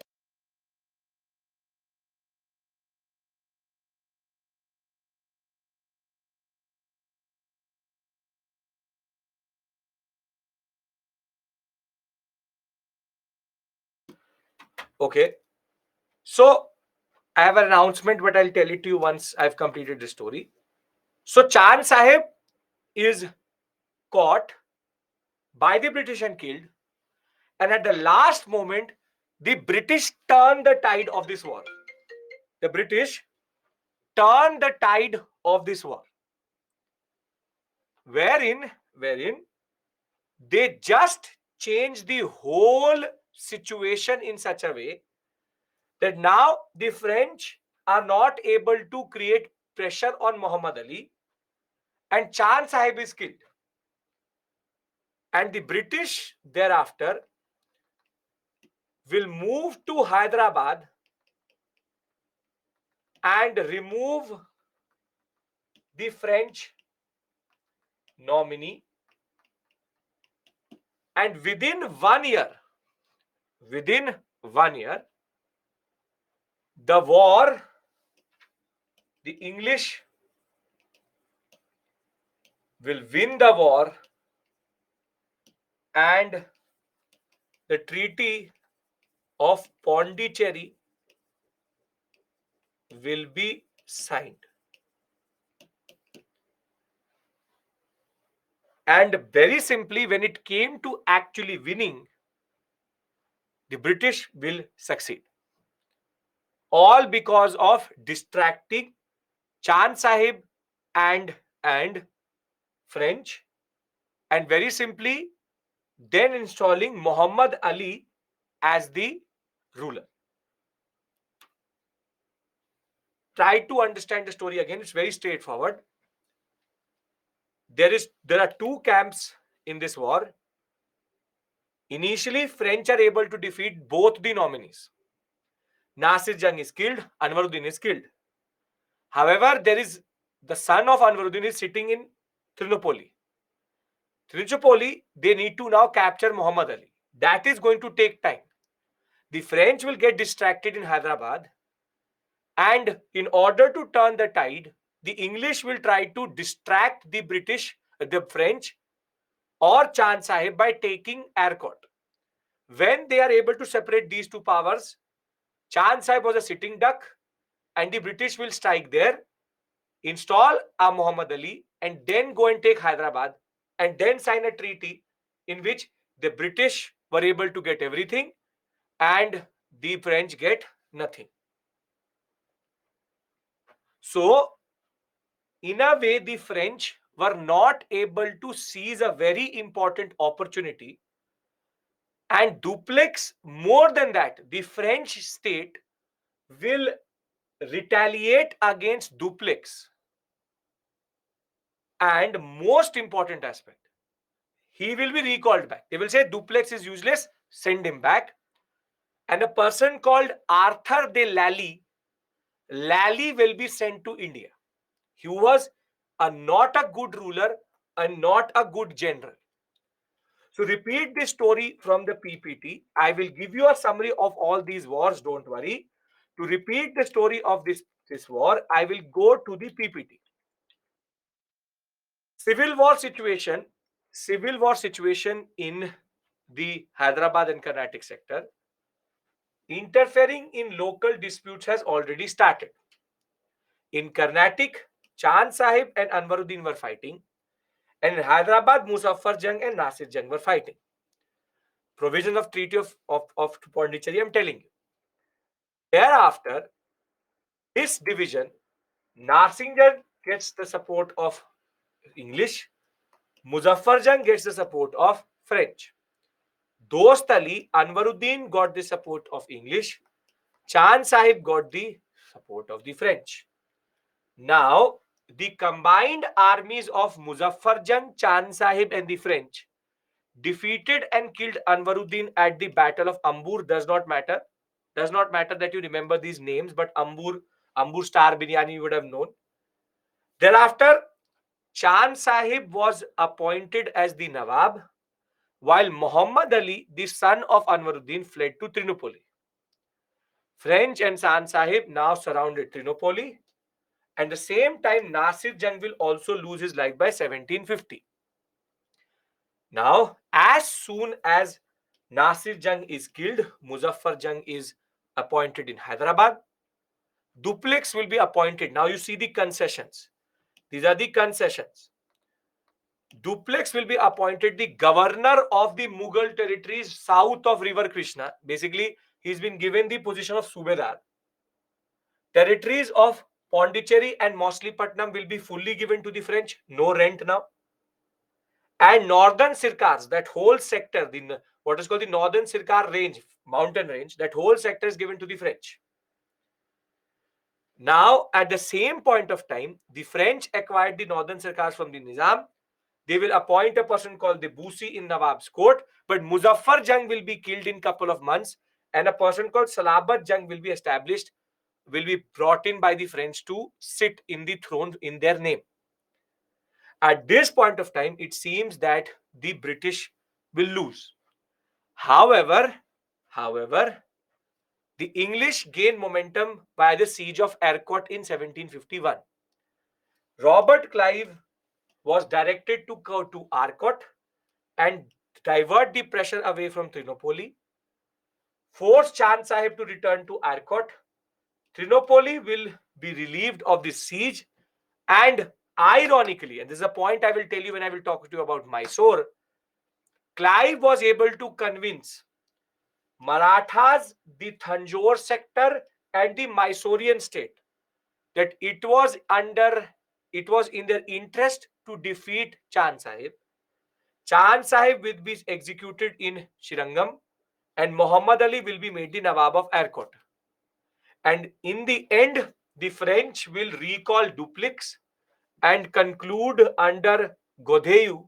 Literally, he was true to his name, Godeyu, that in the Treaty of Pondicherry, he will basically give up everything. He will sign this treaty. Both will compromise to not interfere. And this is the biggest joke of the century, which is they will say that we will never interfere in internal politics of India. That will not be the case. But both parties returned to what they had taken. And Busi was now going to stay at Hyderabad to represent both these powers. So now Hyderabad and Carnatic both are under the control of the British. So we've done two wars. This one is a little bit complex. I will give you the trick to learn the treaties, and I'll give you the summary of the whole wars in one slide. Just let me finish the third Carnatic War, if that is acceptable to everyone. I told you these are stories.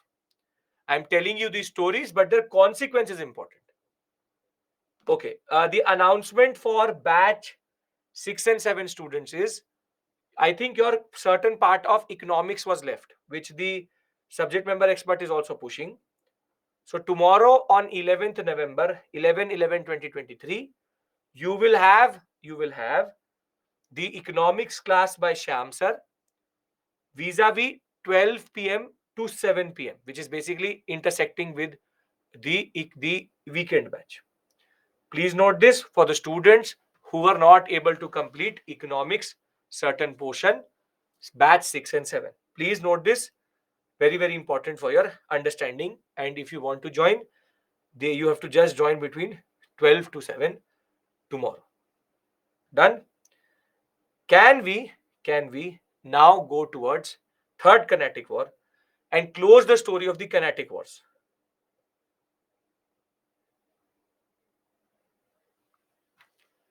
Yes, Sham. Very good. Okay. Anubhav, I'll give you the treaty summary. I will give you everything. Everybody gave everything back.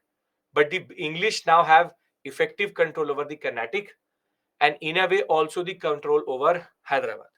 That is the basic conclusion. I'll give you a flow chart. Don't worry, it will not be a problem. Now, the third Carnatic. The third Carnatic War is very simple, very straightforward. If you can understand the second Carnatic War, third Carnatic War is a very piece of cake. And the third Carnatic War intersects with what is called the 7 Years' War. See, the 7 Years' War is nothing but the Austrian War of Succession in 1756, wherein now Maria Theresa is dead, and the age-old question is back. Age-old question is back with death of Maria Theresa. Who will rule Austria? Who will rule Austria? Yes, there will also be history class tomorrow, weekend batch. I will take it only. We will take there will be talking about these wars along with Marathas, and the whole wars will be done on Saturday. So 7 Years' War, the question is back. It is related to the Austrian War of Succession. And ironically, in the 7 Years' War again, British and the French are on opposite sides. Are on opposite sides. Now, very simply, Pavita, you can watch the recorded session of either history or economics, totally your call. Now,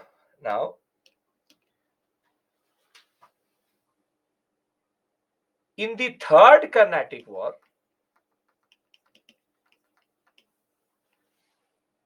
the person who had replaced Duplex was a person called Arthur de Lally.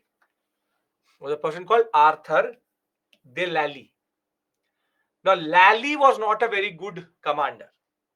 He used to demoralize his own army. This time, Saloni, you don't need to know the contenders. I'm not giving you unnecessary information.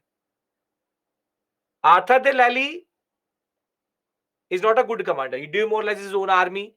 Too aggressive. Does not know what to really do.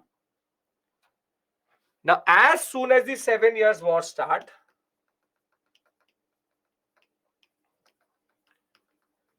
here the French are the first aggressor.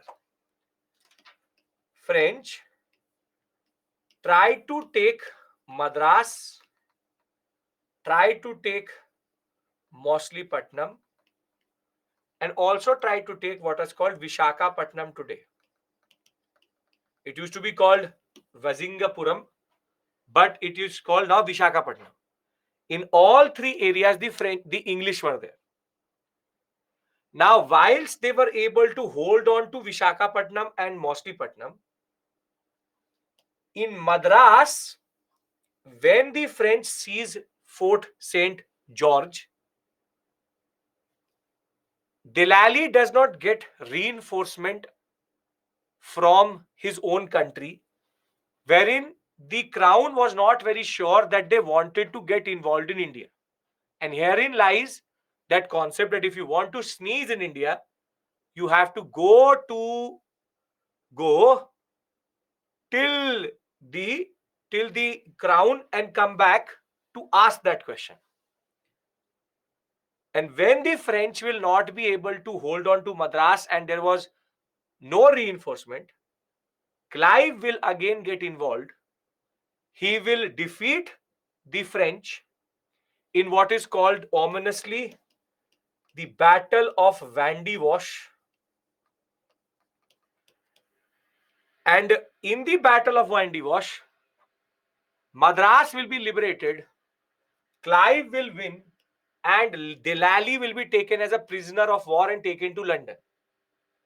But why is Battle of Vandewash considered important? Because this was the last time the French were a problem for the British in India. Because once the 7 Years' War will be over and the Treaty of Paris will be concluded, both in India and in Europe, again, Britain will come on the side of victory. And the French will lose most of its territory other than Pondicherry, Mahe, Yanam, and Karikan, which basically together are called today the UT of Pondicherry. The UT of Pondicherry. But why is the Third Carnatic or the Carnatic Wars important? Because it sealed the fate for India that English are going to be the only paramount power, and the French were never going to now even look towards India with any form of desire, because the English had comprehensively defeated them in this whole period between 1740 to 63. This 20 years, the British were very quickly able to, remove the French from this area. So Third Carnatic War is again linked to the 7 Years' War, and the British and the French were on the opposite sides. Thereafter, Arthur de Lally captured the English forts at St. David and Vizingaram, which is basically Vishakhapatnam. Lally did not get naval support at time for Madras, and English became very offensive and inflicted heavy loss to Admiral Deshe at Mausleypatnam, and the French were already very weak by this point of time. Under the Battle of Vandewash, General Ed de Coot of the English totally removed Lally from Madras. Pondicherry was gallantly defended by Lally, but now he had to surrender by 61. Loss of Pondicherry, Mahe, and Gingley, which is the same sector, curbed French power fully, and Lally was taken as a prisoner to London. Now, what was Delally's mistake? Delally's mistake was he had basically demoralized his own army, had very low opinion of his own men, used to rule by fear rather than having a good rapport with his own state, and he had really demoralized his army itself. At the same point of time, the Busi who was sitting in Hyderabad could have been a game changer, but the French foolishly removed Busi and gave this whole sector to the English itself. And when the Treaty of Paris will be signed, the French will very simply be left with a very small sector, and they will never be able to really challenge the British after this point in India. Now, what I want to do now is I want to give you a 5-minute breather. If you want a 5-minute breather, I'll give it to you. And then I want to summarize this whole war through 3 flowcharts and 1 table for the treaties. Acceptable? I will make a mind map for you so that you can easily understand it in the right way. And I'm giving you that 5-minute breather as I promised, generally for you to consolidate it in your mind. Now, I am telling you one thing very clearly. Please understand this. Don't have to worry about the finer details. Don't have to worry about the finer details. You just have to remember certain facts. I have a trick for all wars. Once I've done with all wars, I will tell you. Protectorate means that they can only protect it. They can't expand it. Second is I have a trick for all of these different treaties also. So you just be patient. This is not one of the most complex wars. The most complex war is the Marathas one. Because Marathas, there's a lot of backstory also. And there are 3 wars. All three wars with the Marathas is complicated. Third Carnatic War is just 7 Years' War. French becoming very aggressive. British very systematically removing the French. Treaty of Paris happens. British defeat both French in India and in Europe, and then basically reduce and remove all routes of the French out of India other than the Pondicherry sector. Now, I'll give you a 5-minute breather. There is mostly prelims question which comes from this area, Sham, but mains question can be made. I will also give that to you as a way of practice. So it is what? 7:50. We come back at 7:55. Last 35 minutes, we'll consolidate. I'll not start Bengal most probably because it will become too heavy for 20-25 minutes. We will consolidate. I will discuss why did the French lose. That is a very important question which comes in the examination. Why did the French lose in India? And that has something to do with the nature of the East India companies and the nature of the engagement of the French. That I will do after I give you the summaries. So 7:55, we come back. Yes, Clive is a general. He's a private general. Okay. So we come back at 7:55.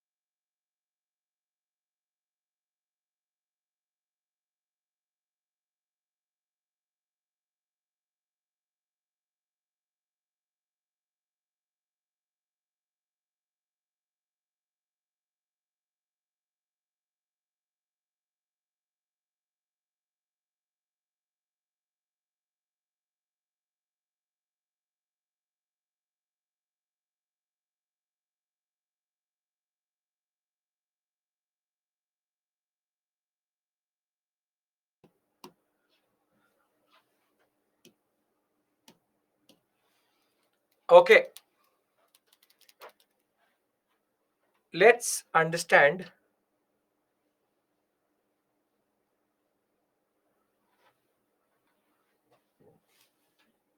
the Carnatic Wars.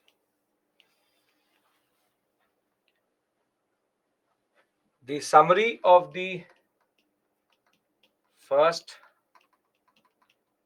Carnatic War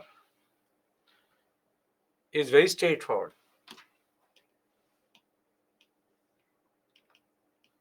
British seize ships near or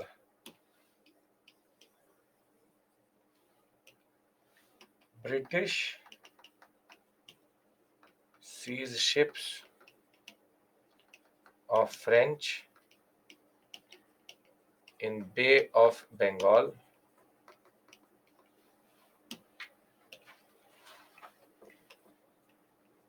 French seize Madras in retaliation.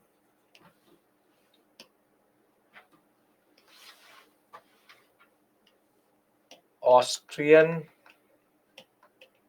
War of Succession has created hostility.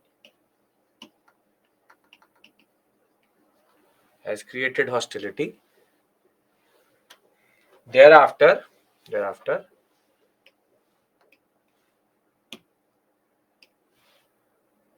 French seize Madras in retaliation. English go to Anwaruddin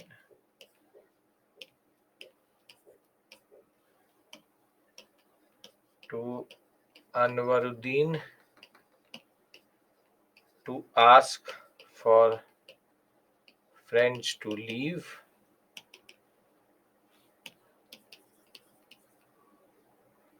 French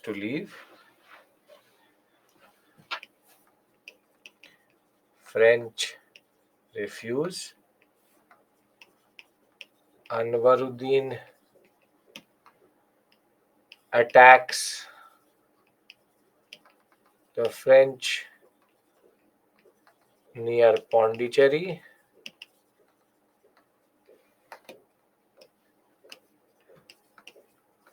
French win against Anwaruddin, but unfortunately,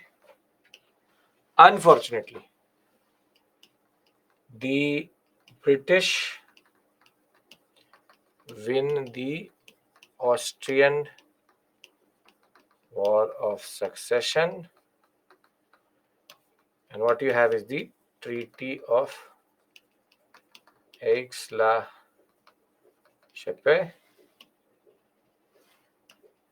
No change in territory. I'll give you the summary of the treaties together.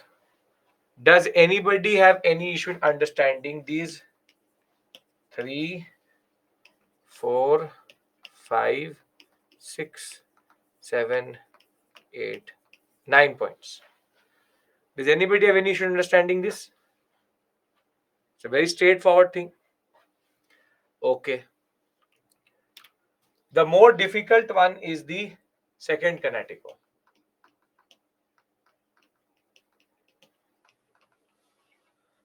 Second Carnatic War, it's again very easy if you understand it in camps. Hyderabad, Nasir versus Muzaffar. Carnatic, Anwaruddin versus Chand Sahib.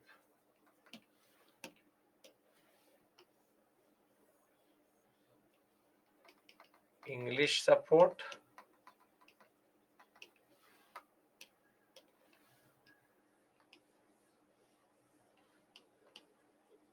French support. Thereafter,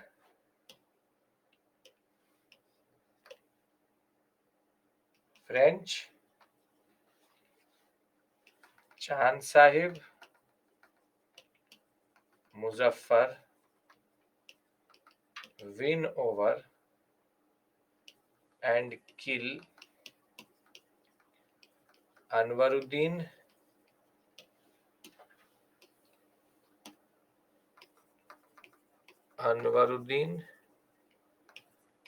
and Muzaffar. No, not Muzaffar, Nasir. And Nasir. Thereafter,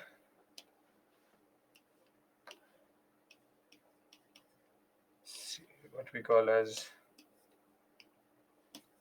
siege of Trichinopoli to kill Muhammad Ali, son of Anwaruddin, Hyderabad, fully under French control. Now, the turning point is going to be Robert Clive enters, siege of Arcot,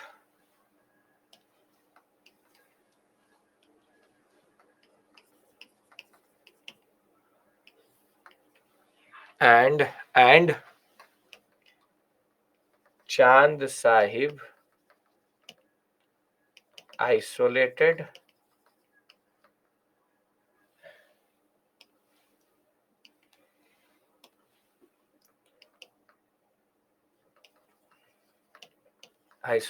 and killed.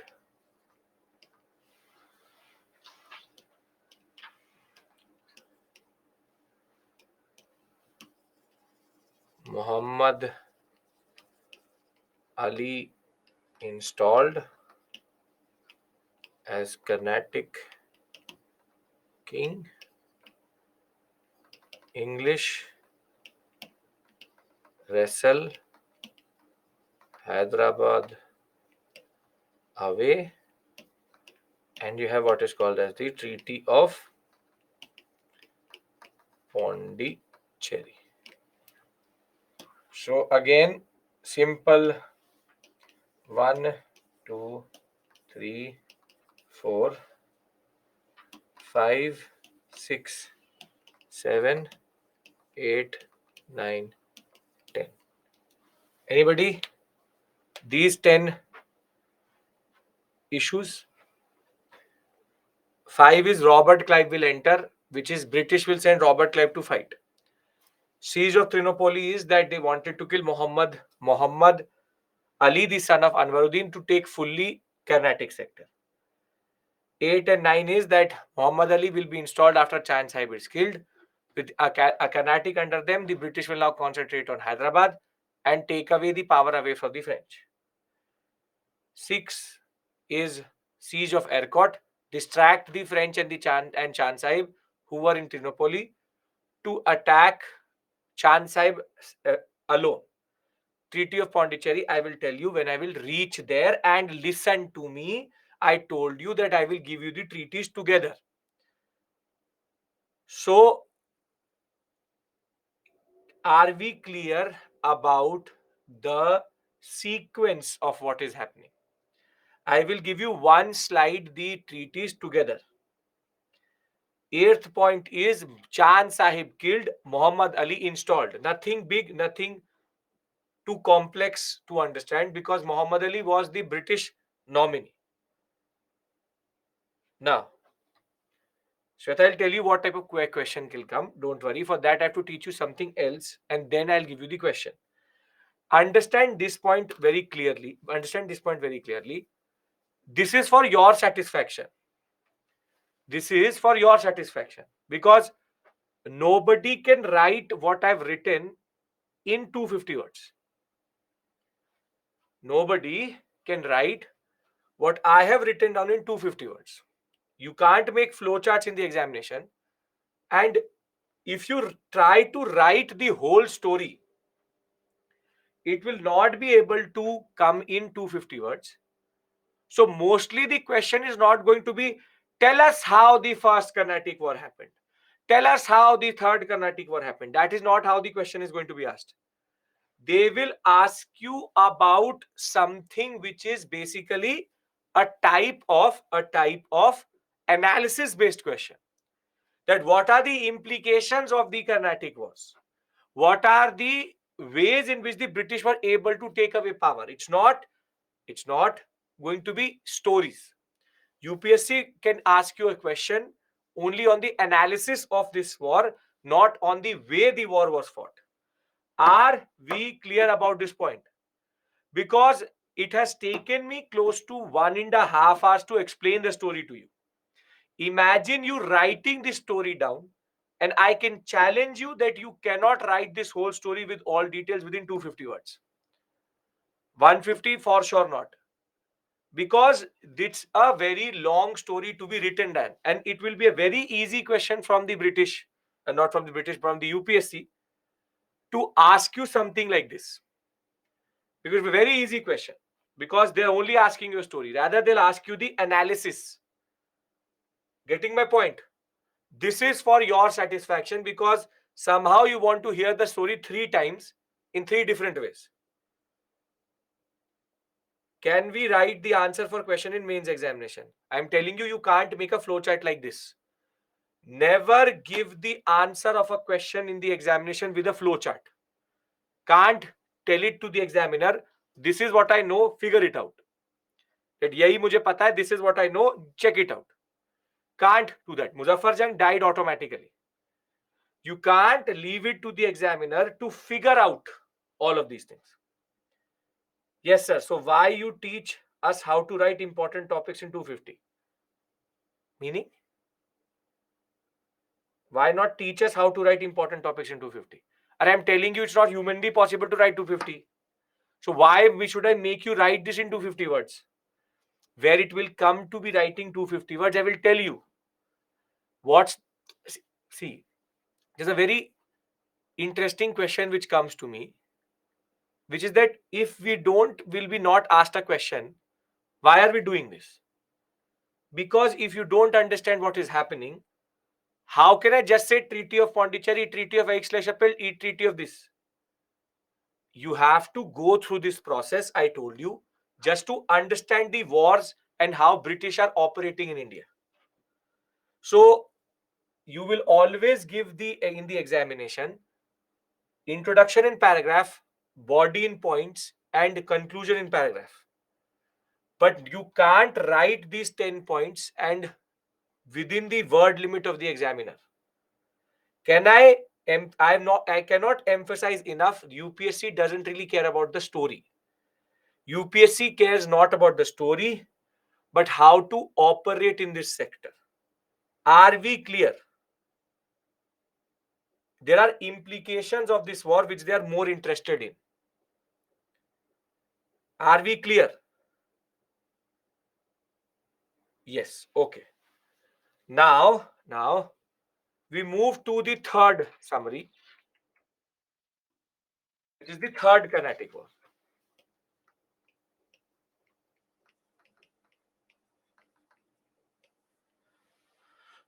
The third Carnatic War, 7 years war. 7 years war. British and French hostility. French under Lally seize Madras, Vishakhapatnam, and Mauchlypatnam.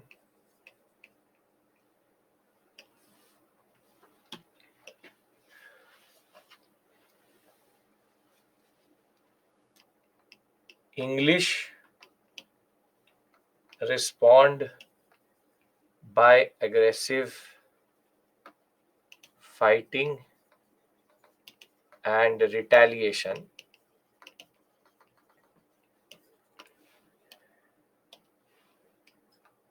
Madras is not held for long by French as the reinforcement never came. British push the French back to Pondicherry, seize Pondicherry in the Battle of Vandewash, fully defeat French, and Lally taken as prisoner of war, and by that time Treaty of Paris will happen. French cease to be a problem for English. This is the thing which I want to discuss with you. So again, there are 1, 2, 3, 4, 5, 6, 7, 8, 9 points. And if you understand these 9 points, I want to discuss the treaties and the most important discussion. Why did the French lose in India? That is the question which actually comes in the examination. Why did the French lose in India?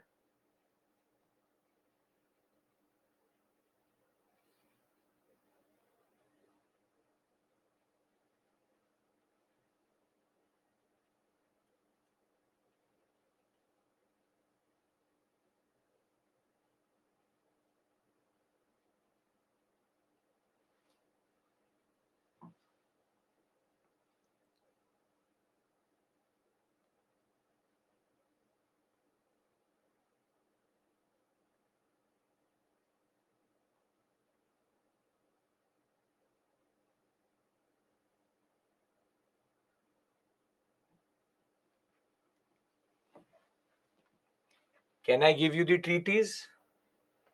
No issues. I'm waiting for a reply.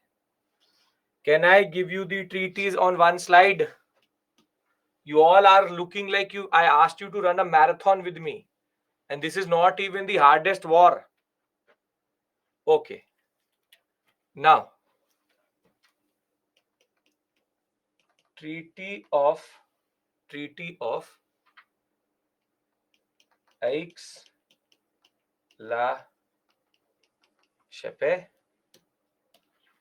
Thereafter, Treaty of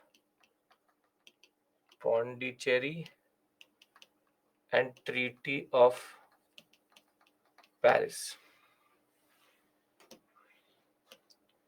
The concept is remember it like this. Aix Popa. That is the way you remember it. Aix Po means Pondicherry, Pa means Paris. So it's not very difficult to remember. Treaty of Aix-la-Chapelle concluded the Austrian War of Succession. Britain and France return back their settlements in India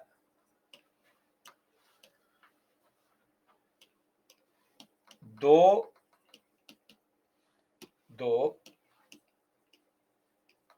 British lost in India but won in Europe, and Madras restored to them. That is the implication of Aix-la-Chapelle. Thereafter, Pondicherry concluded after the Second Carnatic War. Britain and France again returned their possessions back, but now argued will not meddle into internal politics of India. More than that,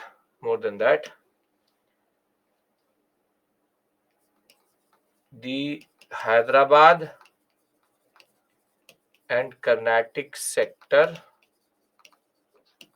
under British control and influence.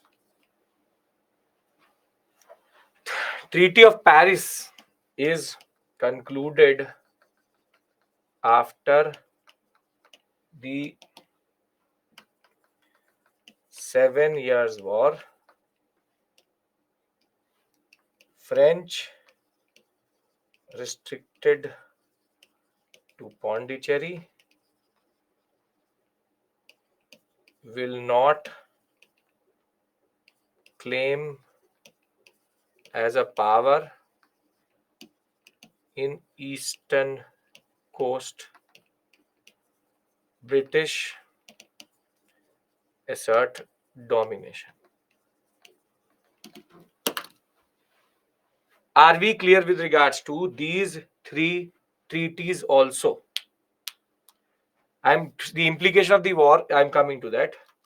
Are we now clear with regards to the Carnatic Wars? Carnatic Wars, the treaties, what is the implication? Yes. Okay. See, the Carnatic War is important because it did two things. Proved that private nature of British was crucial, and second, French never were going to challenge the British in India after this.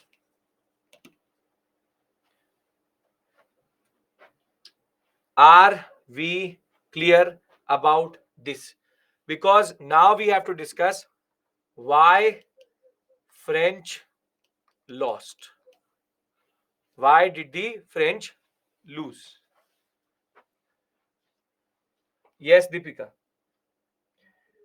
7 Years' War is the European war, manifests itself in India in the Third Carnatic War. Okay. Now, there are multiple reasons why the French lost, and they all link up with the nature of these. Years are not important, Dunesh. They will never be important. I will tell you the years which are important. 40, 48, 50, 49, doesn't matter. The way they will ask you is chronological order, which I'll give you a very simple trick later. Don't worry about that. I will, like Baja Farmu, give you a trick, and you will never be able to get confused, or you will never be confused about the concept of wars in chronological order. Trust me, I will do that. But for that, you have to go through all the wars with me. 3 wars Carnatic, 3 wars Maratha, 2 wars Bengal, along with that 2 wars Sikh, 4 wars Mysore. That is the menu which is in front of us.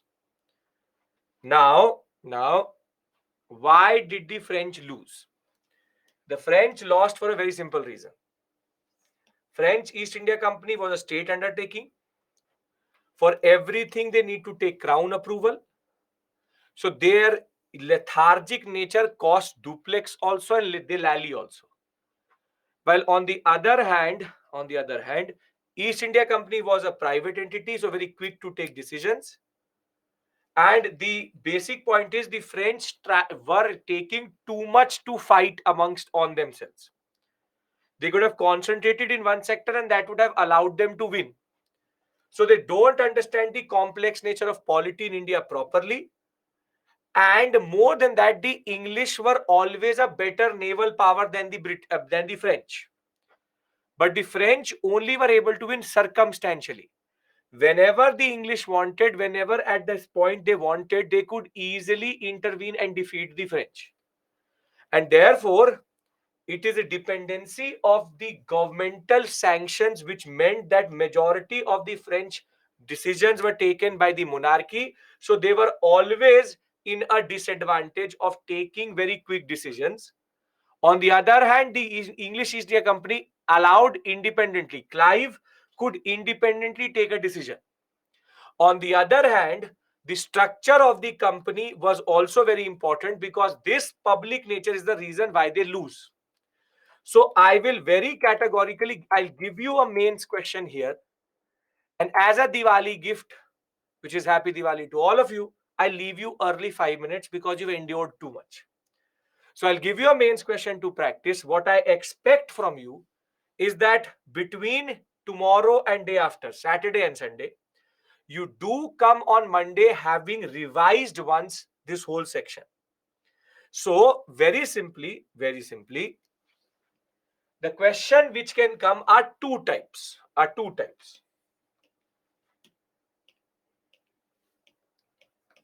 The Carnatic War sealed the fate of the French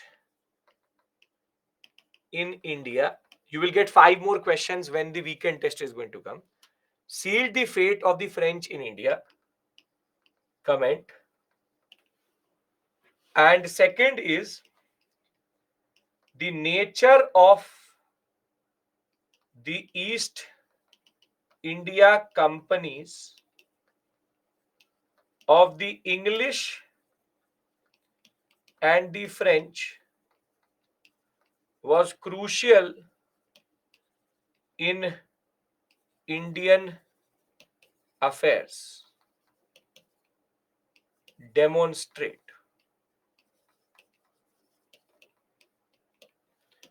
250 words, 150 words.